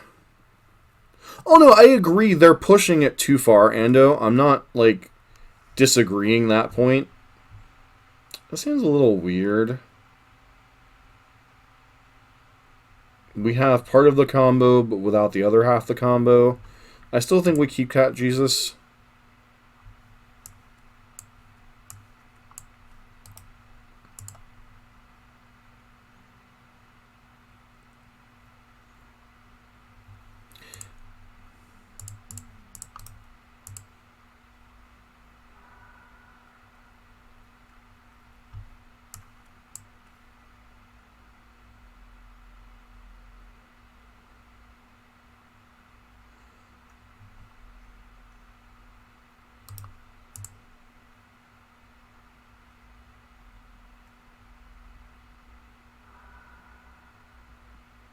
They have a bolt?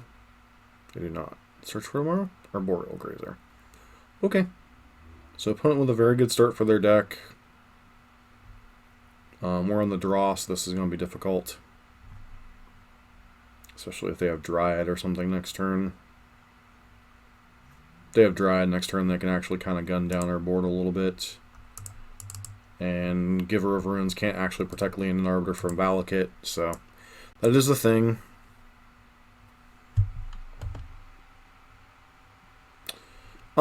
Wizards has made a lot of dumb moves lately, so I'm not going to sit here and defend the company. Like, especially with their play design and some of the other stuff. They've made some really poor decisions. And,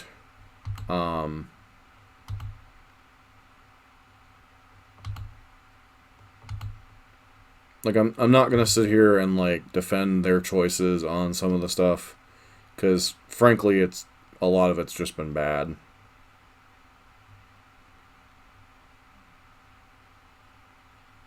Okay, so they activated Leonin Arbiter's ability.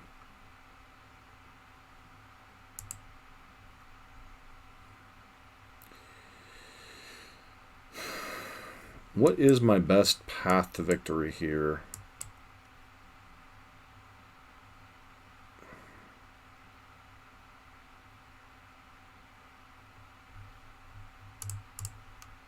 Let's give this pro green hit for 2.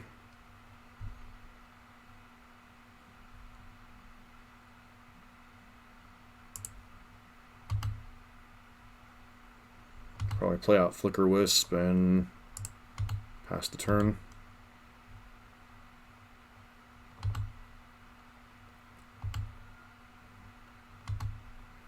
We could potentially get my opponent here if they're not smart.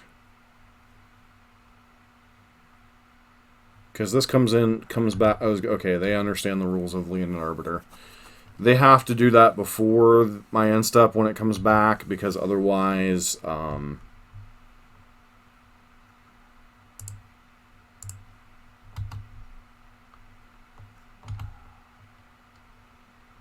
it's a different copy, and they can't search. Honestly, and I really have a kind of a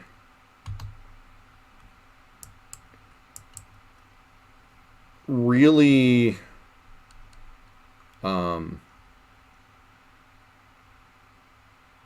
that's rough.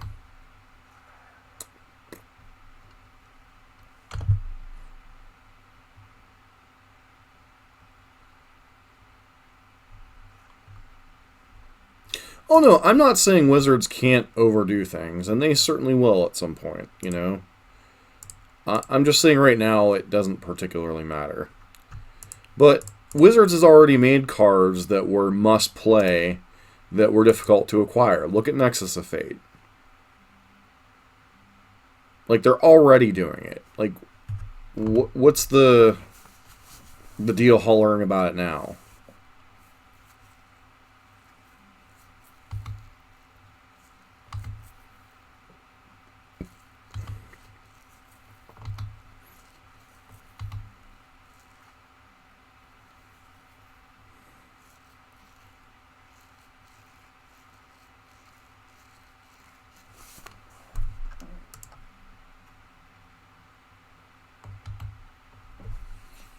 No sense really on attacking here. This game is pretty much over. Agreed, but not to the vitriol that they are about this Walking Dead series. I just honestly think that people need to, like, actually put their energy into things that actually matter.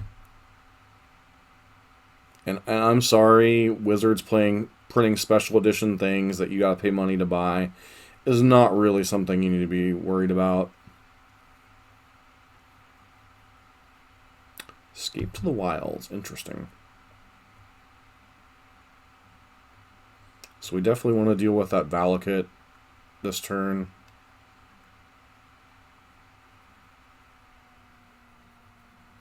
Before that Dryad comes down.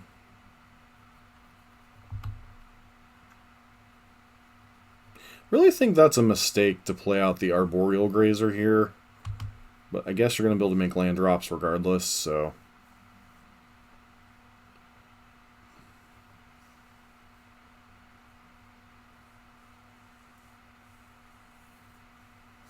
Yeah, I mean, there's no perfect system with, like, random elements to games. You know, the reality is people with money are going to be in a better position than people without money in terms of any type of resource gathering, whether it be cards, whether it be stocks, whether it be, you know, any of that kind of stuff. You know, that's just unfortunately the reality of the American system, is you're infinitely more vulnerable the less resources you have.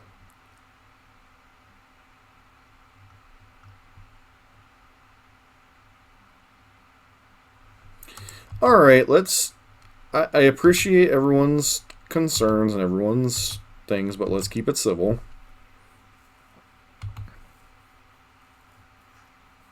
Let's keep chat civil here.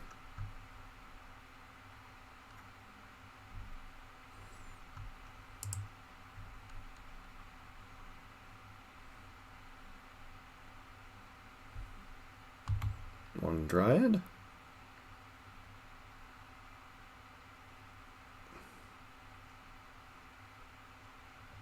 I'm not even saying necessarily drop the subject. I'm just saying just be civil. Like, we can talk about controversial things, just be civil. That's all I ask. You know, I put up with Teferi in my chat for quite some time, so I'm very much willing to deal with a lot of things.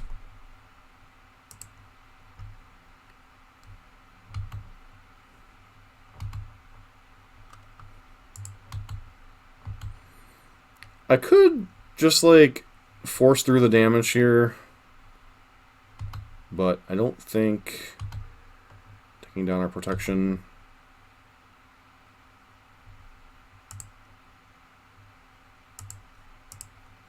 Well, not everybody has access. Okay, so can I ask a question then? And I'm not trying to be, like, stir the pot terribly much, but is it fair that because I pay $40 a month, or $40, $50 a month, whatever, that I have access to cards that other players who have thousands and thousands and thousands and thousands of dollars worth of Moto cards don't have access to? Okay, so something big, we're probably dead. Or escape to the wilds, sure. Pyroclasm, mildly annoying.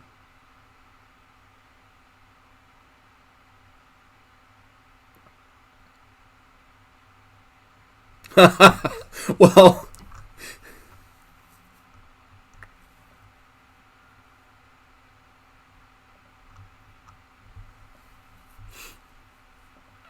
question is, what do I protect this turn from Pyroclasm?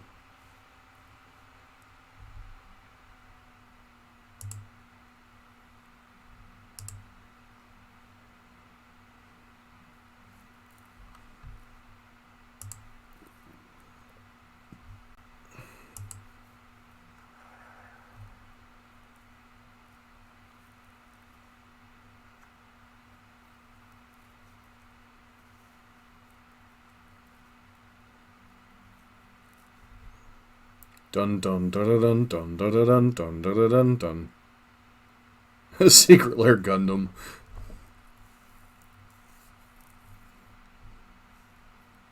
Sure. Why did they leave in Bajuka Bog? Like, legit, I have no graveyard synergies in my deck. You can't cast Explore here, friend. Thog is still in play.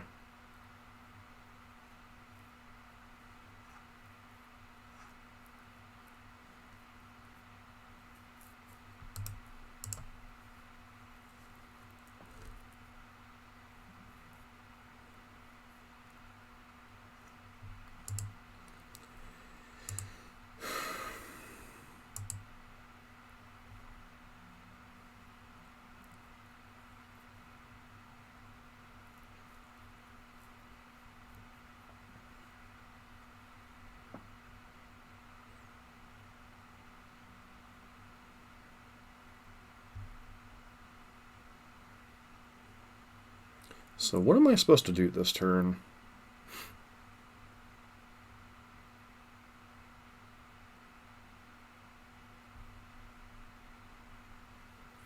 So Archon, I'm not sure Archon really messes... Oh, Archon does mess with Karn.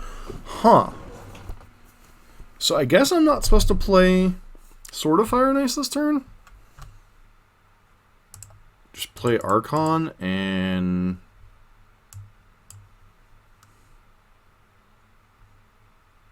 we get a turn to try to kill them, or to kill the Karn at least.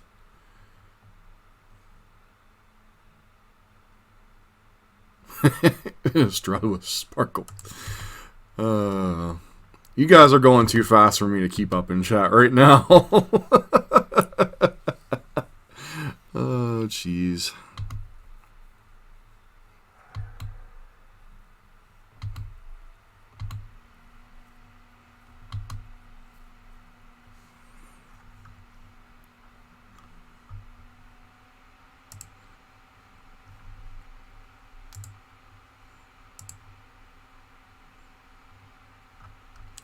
But yeah, chat is definitely active tonight. I'll grant it that much.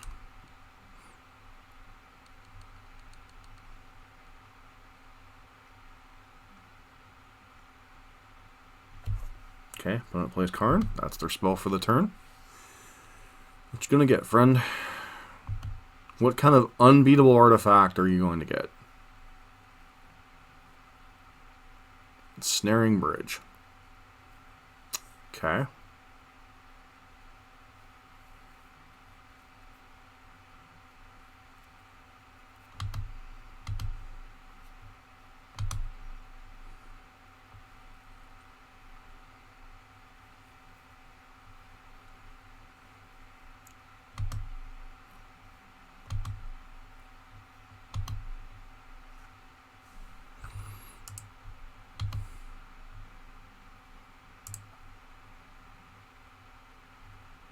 Thalia.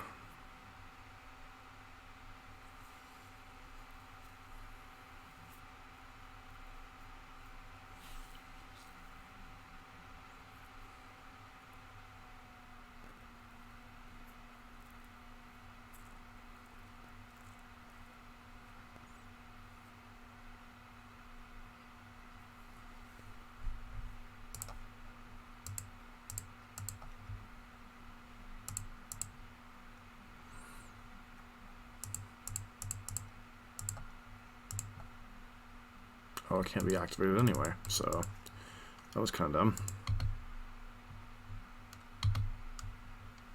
So one problem with equipment against Karn, I guess, is just the fact of...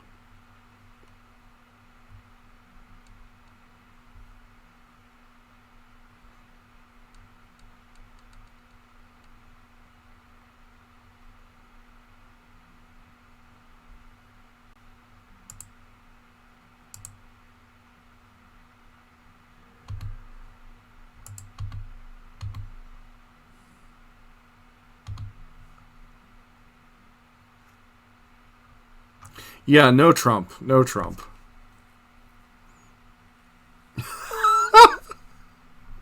Wow.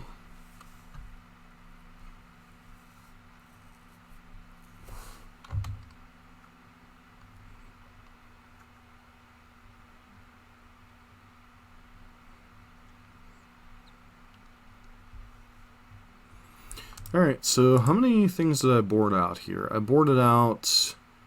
one Flicker Wisp, so I have 7 outs to hit to deal with Bridge.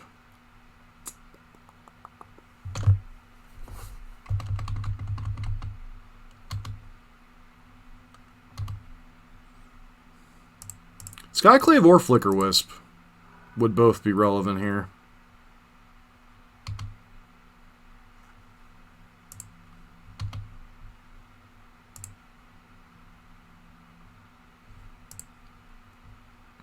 Alright, Flicker Wisp at least allows us to temporarily deal with Bridge.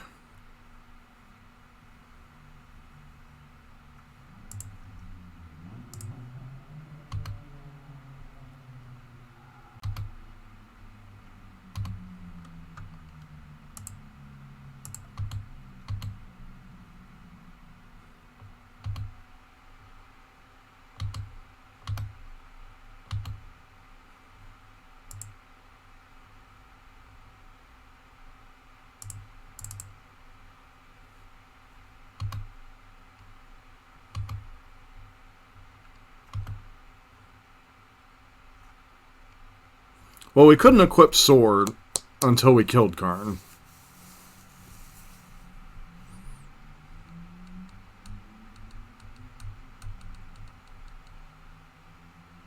I was told Trump approved these planeswalkers. Oh. Oh. Sure. Okay.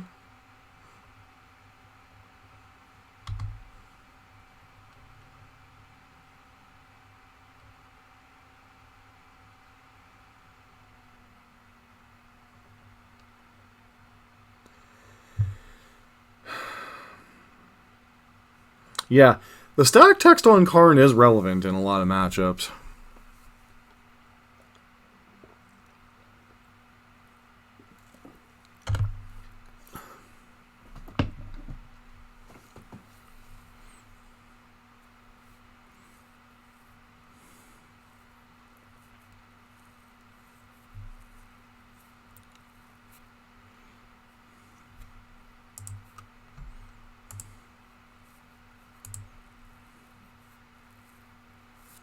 Maul of the Skyclaves.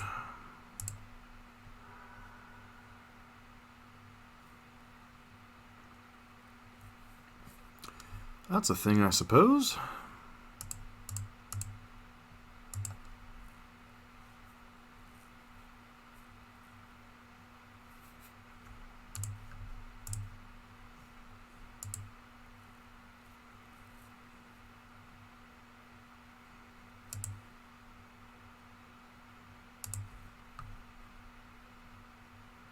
So,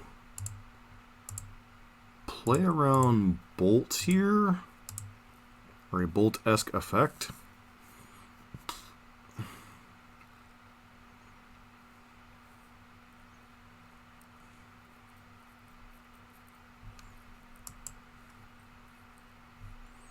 Opponent just letting everything happen.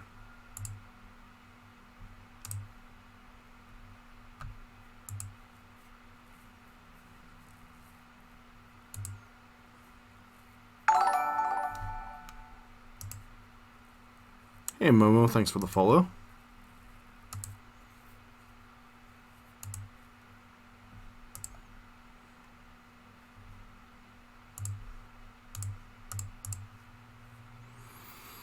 Not that they're getting their bridge back, but I really don't want them getting a free 3/3 for their troubles. We know one of the cards in their hands, a liquid metal coating. What disastrous card did you get? Sweet Liberties, thanks for the prime. What is going on here?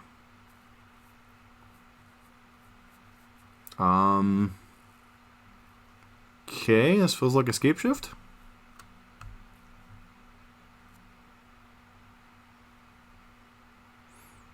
Did we grind all this to just die to Escape Shift? Looks like it.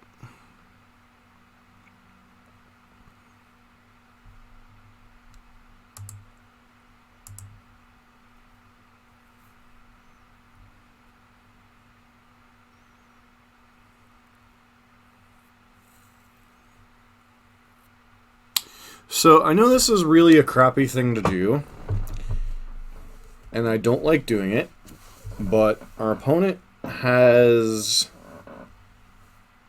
down to 4 minutes, or 4.5 minutes, and they still have to win a second game.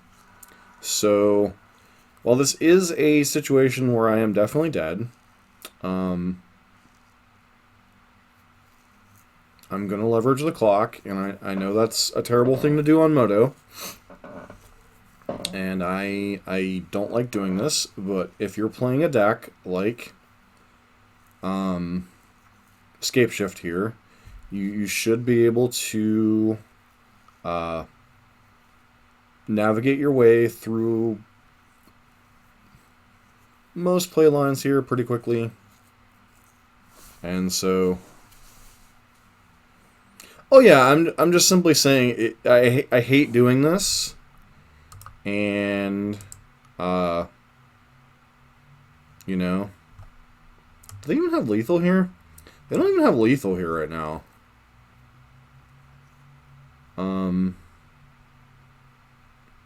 Yeah, they don't have lethal here unless they have a second scape shift. And I wouldn't be pointing all these at my face. I would be pointing these at creatures.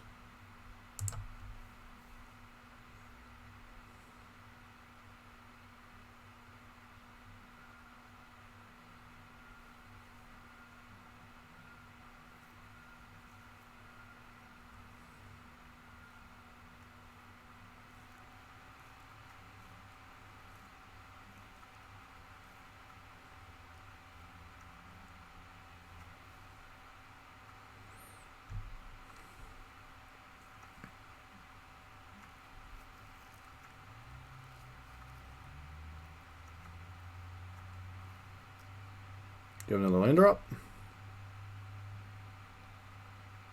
You don't. So all that and you're still dead? Wow. How do you Valakut there, or how do you Scapeshift there and still die?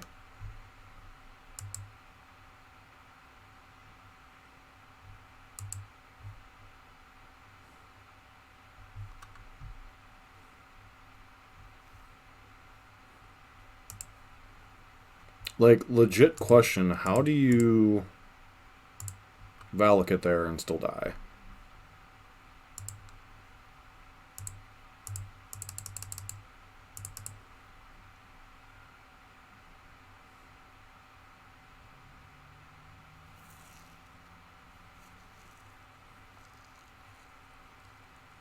It's so rude.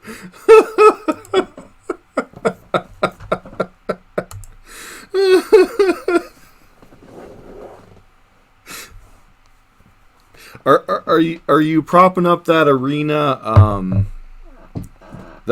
best of one value tavern? I am too English. I have missed like half the conversation tonight.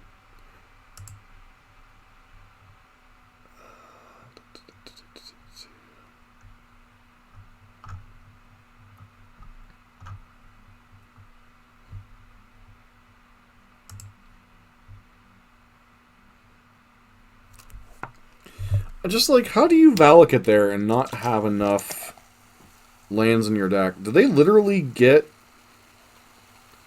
No, I said thanks to Sweet Liberties. I think that's who subbed, right?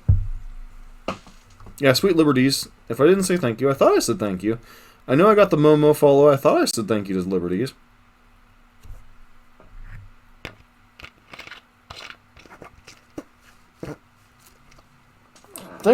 Thanks for bringing that up, though, Tavern. I do appreciate that.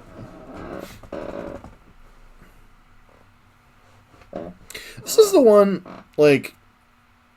So... I mean, this is my first time playing Death and Taxes, and at least... I think in any format, really. And the deck is definitely, like... I was wrong. It might be a good deck. But Skyclave Apparition and Archon both, like, all of the new cards have come up. Archon has come up. Skyclave Apparition has come up.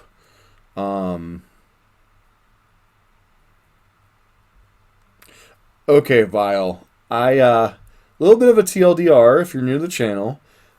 I'm primarily a Burn and Prowess player. And I hate the card... I hate playing against the card Leonin Arbiter.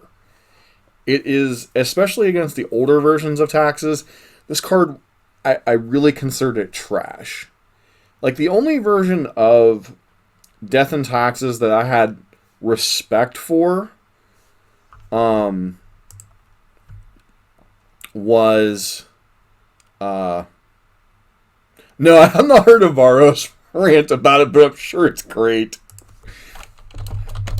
Avaros is one of the Alright, we're on the play. I think we keep this hand on the play. Turn 2 Talia into turn 3 Cat Jesus. or turn 2 Cat Jesus into potentially Mole the Skyclaves even, start beating down.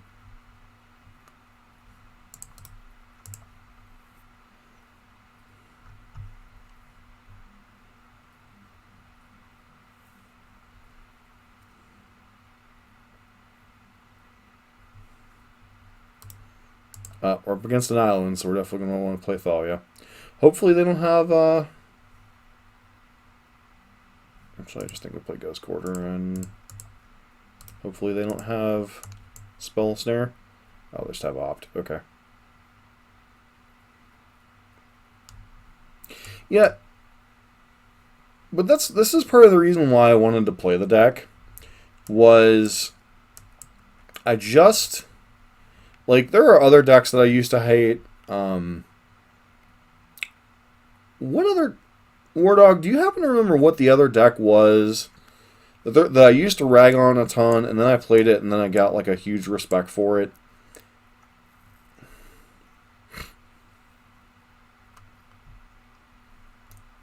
Oh, there's Stoneforge Mysticking. That's unfortunate.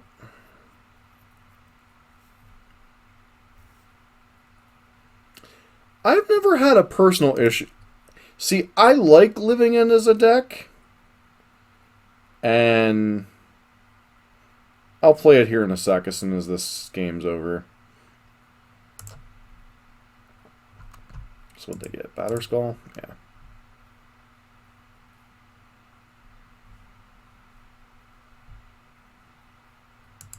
Yeah, it might have been Ponza. I'm not really sure. I know there's been a couple of decks that we've played that, like...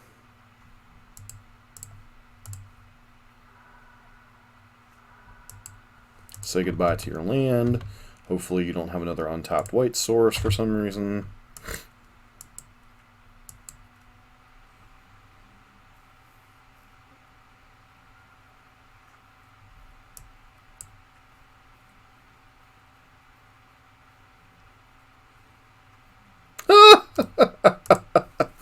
Oh, that feels so good.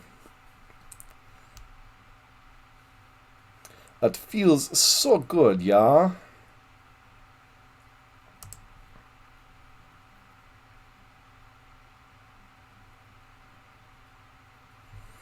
Question is, am I supposed to Flicker Wisp here, or am I supposed to... Cat Jesus? I feel like I'm supposed to lean an Arbiter here. Why don't you go Cat? You never go back.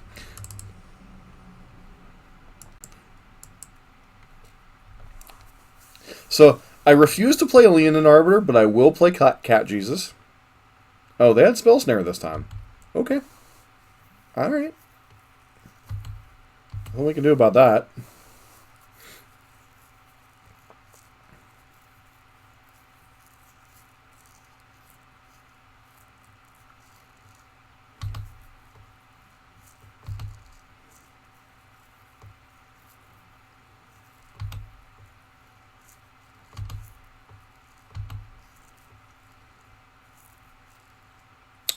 Alright, so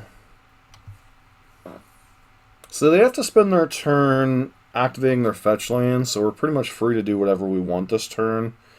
I think we just play Mole the Skyclaves and Bash this turn.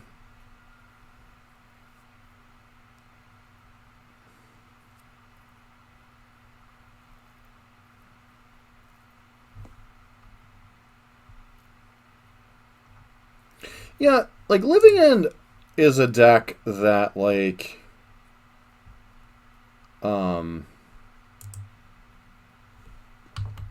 it's much easier to respect Living End. Like, I had a buddy, or, I don't know if a buddy is the right word, I had a contemporary here in the local kind of grinder scene that would play, he often played Living End up until Ponza got good, and he would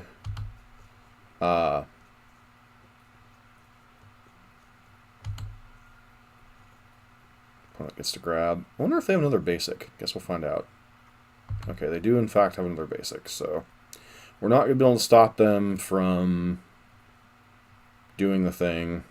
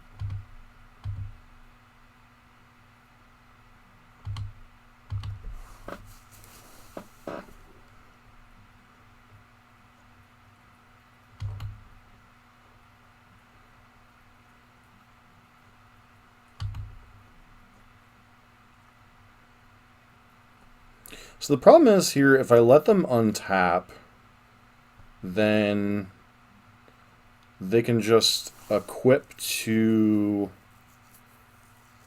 Stoneforge Mystic. So I guess that would put them up to... I guess I'm fine with that outcome if that's what they do here.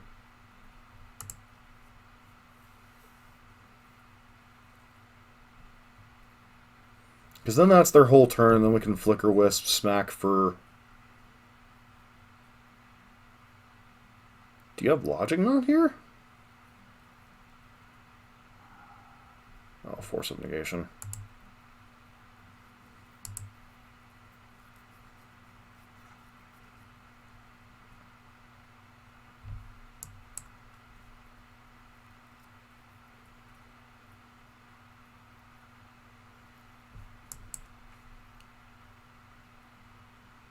It's going to be a close game.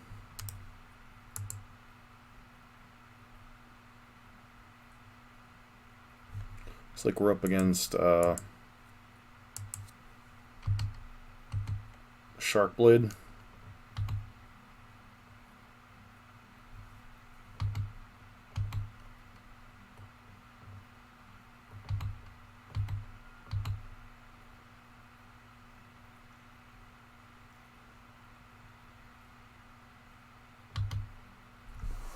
Teferi's like mildly annoying here.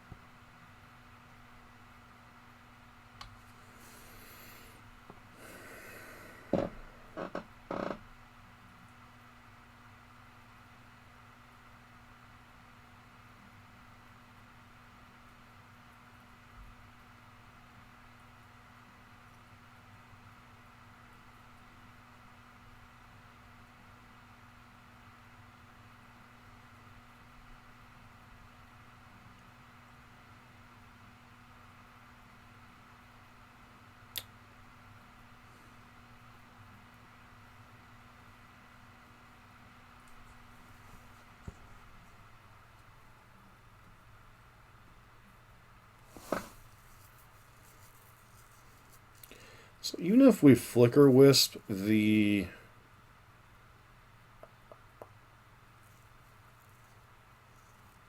Germ token, like I guess we can Kraken and kill Teferi.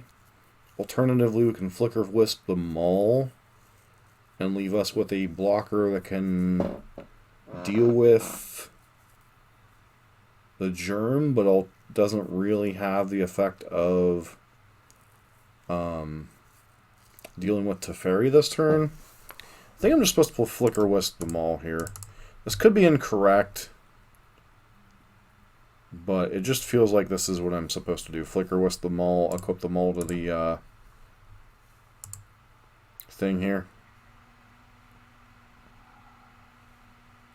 Yeah, I know we don't care about Teferi this turn, but I just think I think we're in trouble either way. I think they've likely turned the corner here.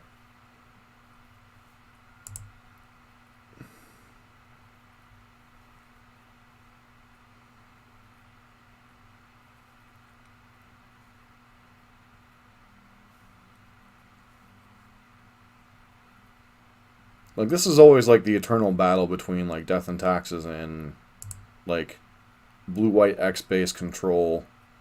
It just... Put it on the Flicker Wisp, because they're more... I know we have more copies of Thalia, but we're more incentivized to keep Thalia, or they're more incentivized to already kill Thalia as is. So, though I think we're at the point where Thalia's taxing isn't really going to affect them terribly much. Other than maybe making Snapcaster Mages really awkward. And even that's getting less and less true as the game goes along here. What's the equip cost on that? 2 white. Interesting.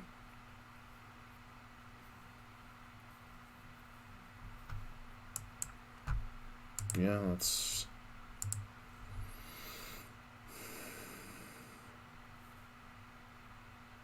What even gets us out of this here?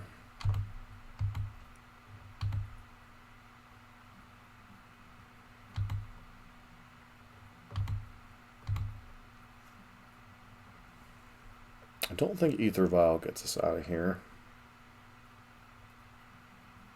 The problem is if we swing with Flicker Wisp here to kill Thalia or to deal them damage, then we're like obligated to equip the Maul to Thalia. Which I don't know that that's a terrible play. I guess it's that. Guess that's our line to victory here. See if they tap the team first.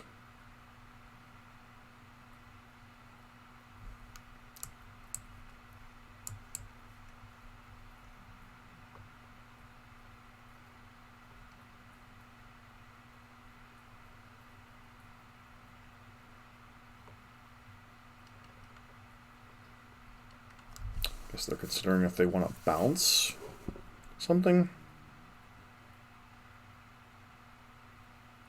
Sure, that seems like the best thing. If you were going to bounce, it seems like you would have wanted to do it at a different point in time. I think we just play Leonin Arbiter Ether Vial here. I don't think Vial is going to be particularly relevant, but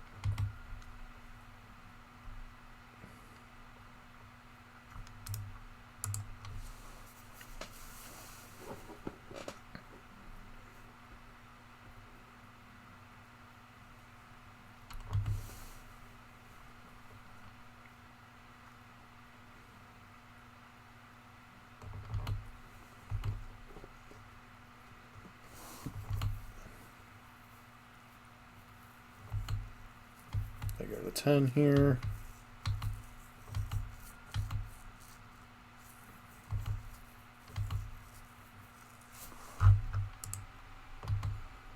Is this game 1 or game 2? This is only game 1, isn't it? Ugh.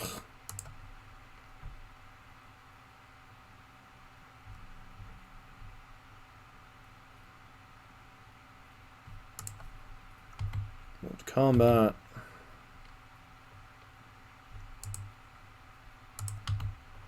I think now we're at the point where we care about Teferi.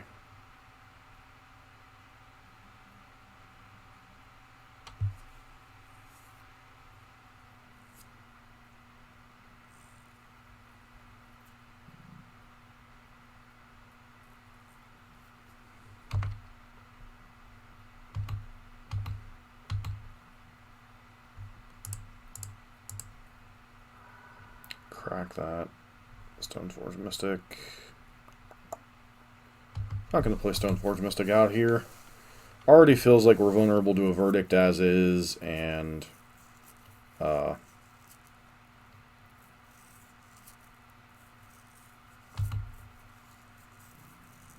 Vial can bring it in next turn anyway. Yeah, there's nothing we can do about this at this point.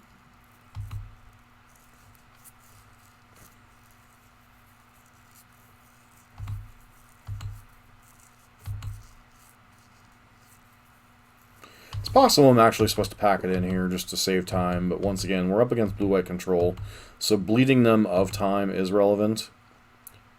And I actually screwed up. I should have Field of Ruin that Mystic Sanctuary.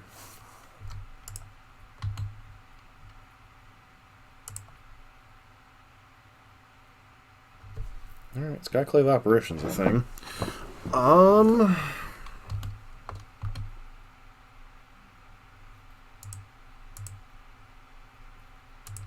think it particularly matters here, because they're just going to be able to get us either way. So I just let them Cryptic Command whatever they're going to do.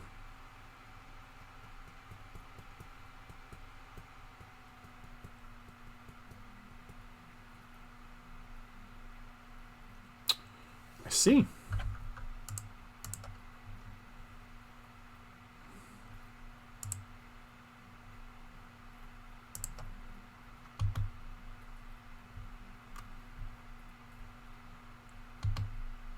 I forgot to pay for my own tax, but I don't think it's quite relevant here.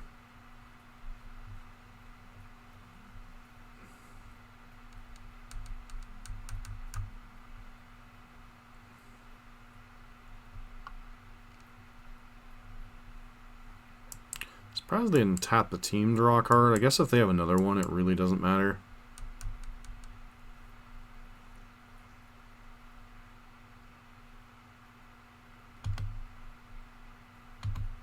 Again, forgetting to pay for my own effect.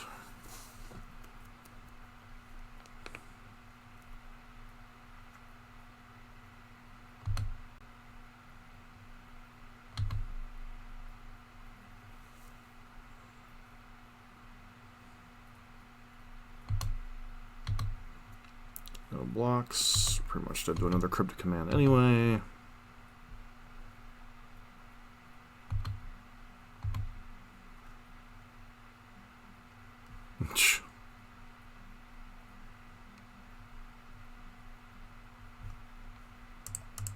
I actually want them to think we care about this Ether Vial.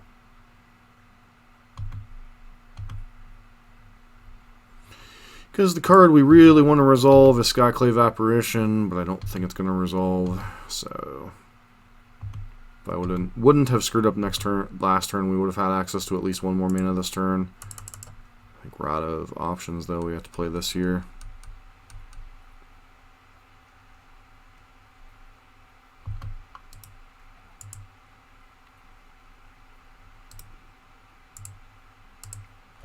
Alright.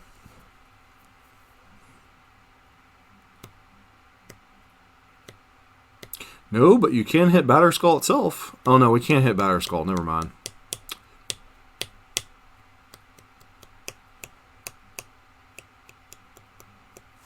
Can't hit either thing, so opponent didn't read the card, but either way we got a counterspell out of them. So I think we want some amount of Rest in Pieces. We're a slow enough deck that we kind of unfortunately have to do that. Relic Warder might be relevant against something like Batterskull, even though obviously they have removal spells. Even Mind Sensor could be a thing. Path to Exile is relevant in some amount of numbers. Like, we want some answers to Stoneforge Mystic, but we really don't want to be ramping the blue-white control deck.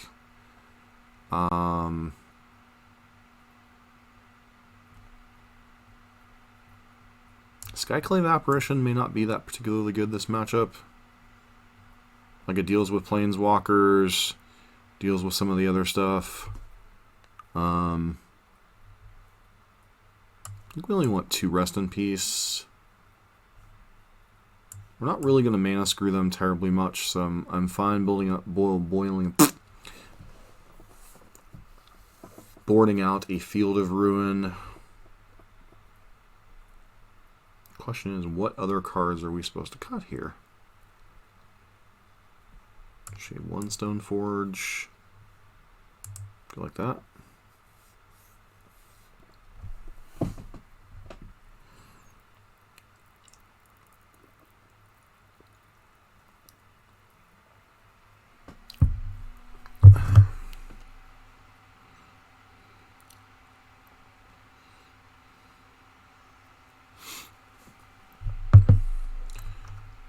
Yes, I would like to play first.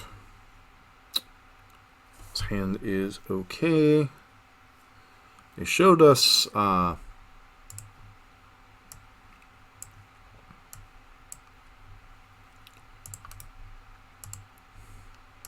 Spell Snare, so we're not like guaranteed to resolve anything here, but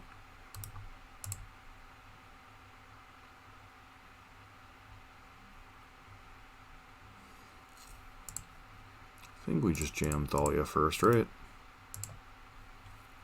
Because either way, they're going to be able to fetch this. They have the Spell Snare? Guess we'll find out in a minute.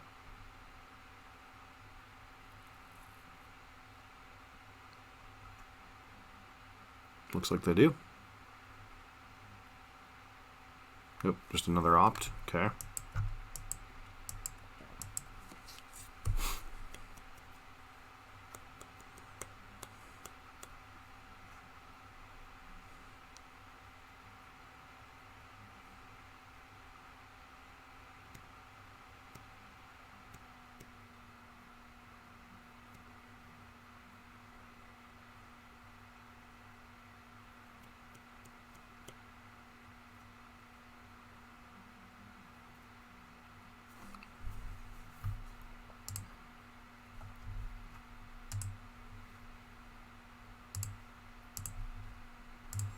So our opponent cannot have a 2-mana counterspell this turn. So I think we're supposed to resolve Archon this turn, potentially.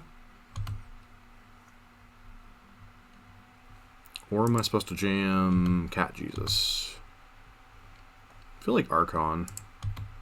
Because it slows down their fetch lands as much as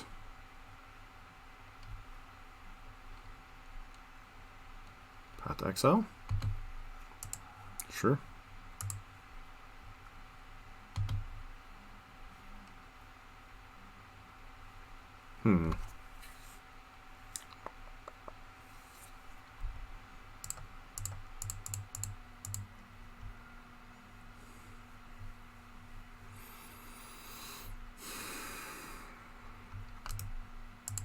Then next turn we get to double Cat Jesus.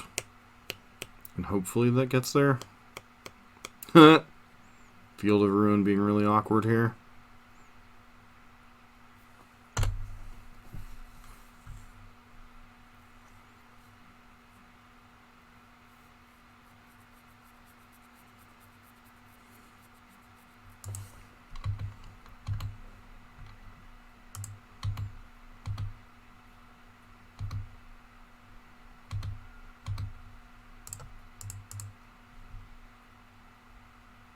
Yeah, that's true.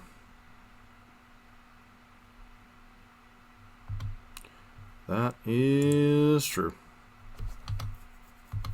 So maybe I was supposed to hold up Mind Sensor this turn cycle? Not play into anything?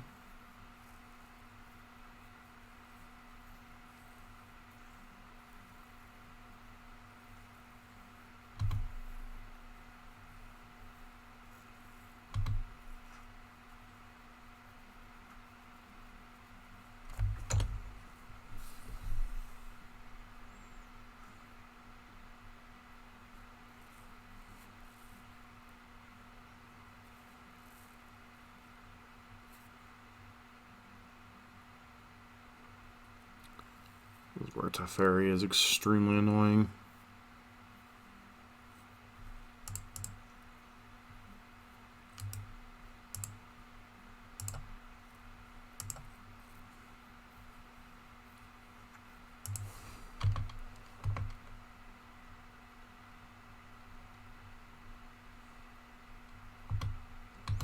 I mean, I'd love to have held up even Mind Sensor there, but with Teferi in play, it doesn't matter. I can only do it during my turn, so.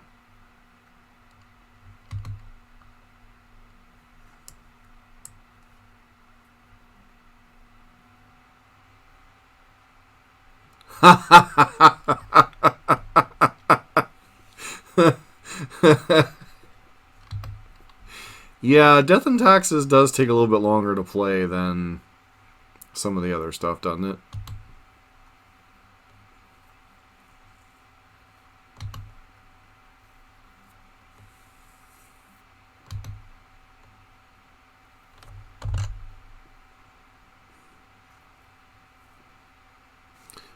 I just think I'm going to go ahead and scoop here. Like, we could potentially battle through all this, but it's just, we got the 3-2. Let's just get out of here with our head held high. So,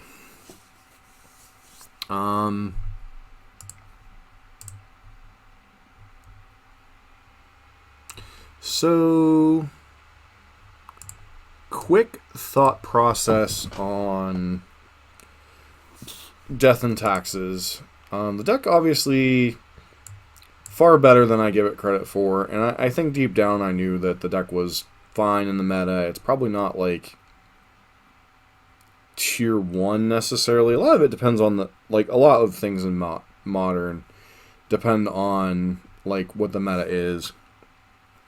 You know, Blue-White X Control, probably a pretty bad matchup. It might be okay against Uro piles. Feels like it's okay against Red, especially in the more traditional versions. The Hayashi versions are a little bit more difficult. You know, and then just some other stuff. I agree in general that most other decks are probably better, but the new cards definitely do make a difference. Like, this whole deck is just about synergy, disrupting your opponent, and then getting them dead with hate bear beats, basically. So, you know, that's nothing surprising. I do think it's, like, I don't want to go branching off into too many other decks, and because I think that's where we got into problems on the channel before. But I do think that this is a deck that I'm willing to revisit, if for no other reason than to just, like, get a better feel for the deck overall. And as far as the thought process I was going to finish earlier, like, before the new cards were printed, like, the one version of Death and Taxes I used to have a very healthy respect for was Black-White Eldrazi and Taxes, simply because, you know, the power of Eldrazi Displacer, of Thought Not Seer, in addition to the Thalia and Leonin Arbiter Disruption, kind of fixed some of Eldrazi's weaknesses, which were no good or 1 and 2 mana plays, and kind of fixed Tax's problem in that it doesn't have a significant amount of disruption for, like, certain things. Like, it got access to Tidehollow Scholar and Thought Not Seer, so it had, like, hand disruption in addition to the rest of the thing. Especially before Stoneforge Mystic was reintroduced into the format. That was the version that just felt like it was a legit deck and could win games. But the mana in a 3-color Field of Ruin, Ghost Quarter, Caves of Koilos, Eldrazi Temple deck had to have been terrible. But, yeah. The deck is, I'll admit, it's fun. It's fun to do some of the Death and Taxes things. Like, against Gruul blowing up their lands, against, you know, against Heliod blowing up their forest. The turn 1 Ghost Quarter in this format is not great, but we just happened to run into some of the matchups where it was just like, oh, Utopia Sprawl, a card I normally hate out of Burn. It's like, oh, I can just Ghost Quarter you, and set us back both a turn. Sounds good, because your deck's more powerful than mine. But yeah, deck's a blast to play in small amounts. Like, I don't think I could sit here and play this deck like endlessly, but I think in small doses it's fine. Because, like, I mean, look at the league time. Like, we had roughly a 2.5 hour league. And as much as I would want to turn around and play World of Warcraft tonight, I think I'm going to call it at the end of this league, just because, yeah, that was a little rough. So, I want to thank everybody for tuning in. See if there's anybody that I normally watch that we can raid. Nope. Nobody that I normally think is on right now. So, want to thank everybody for tuning in, watching my Death and Taxes experiment. If I stream tomorrow night, it'll probably be back to burn. Ando, I'm going to do another day or two of research if you're still in chat for your donation deck list. It doesn't look like he or she is in chat anyway, which his donation deck list.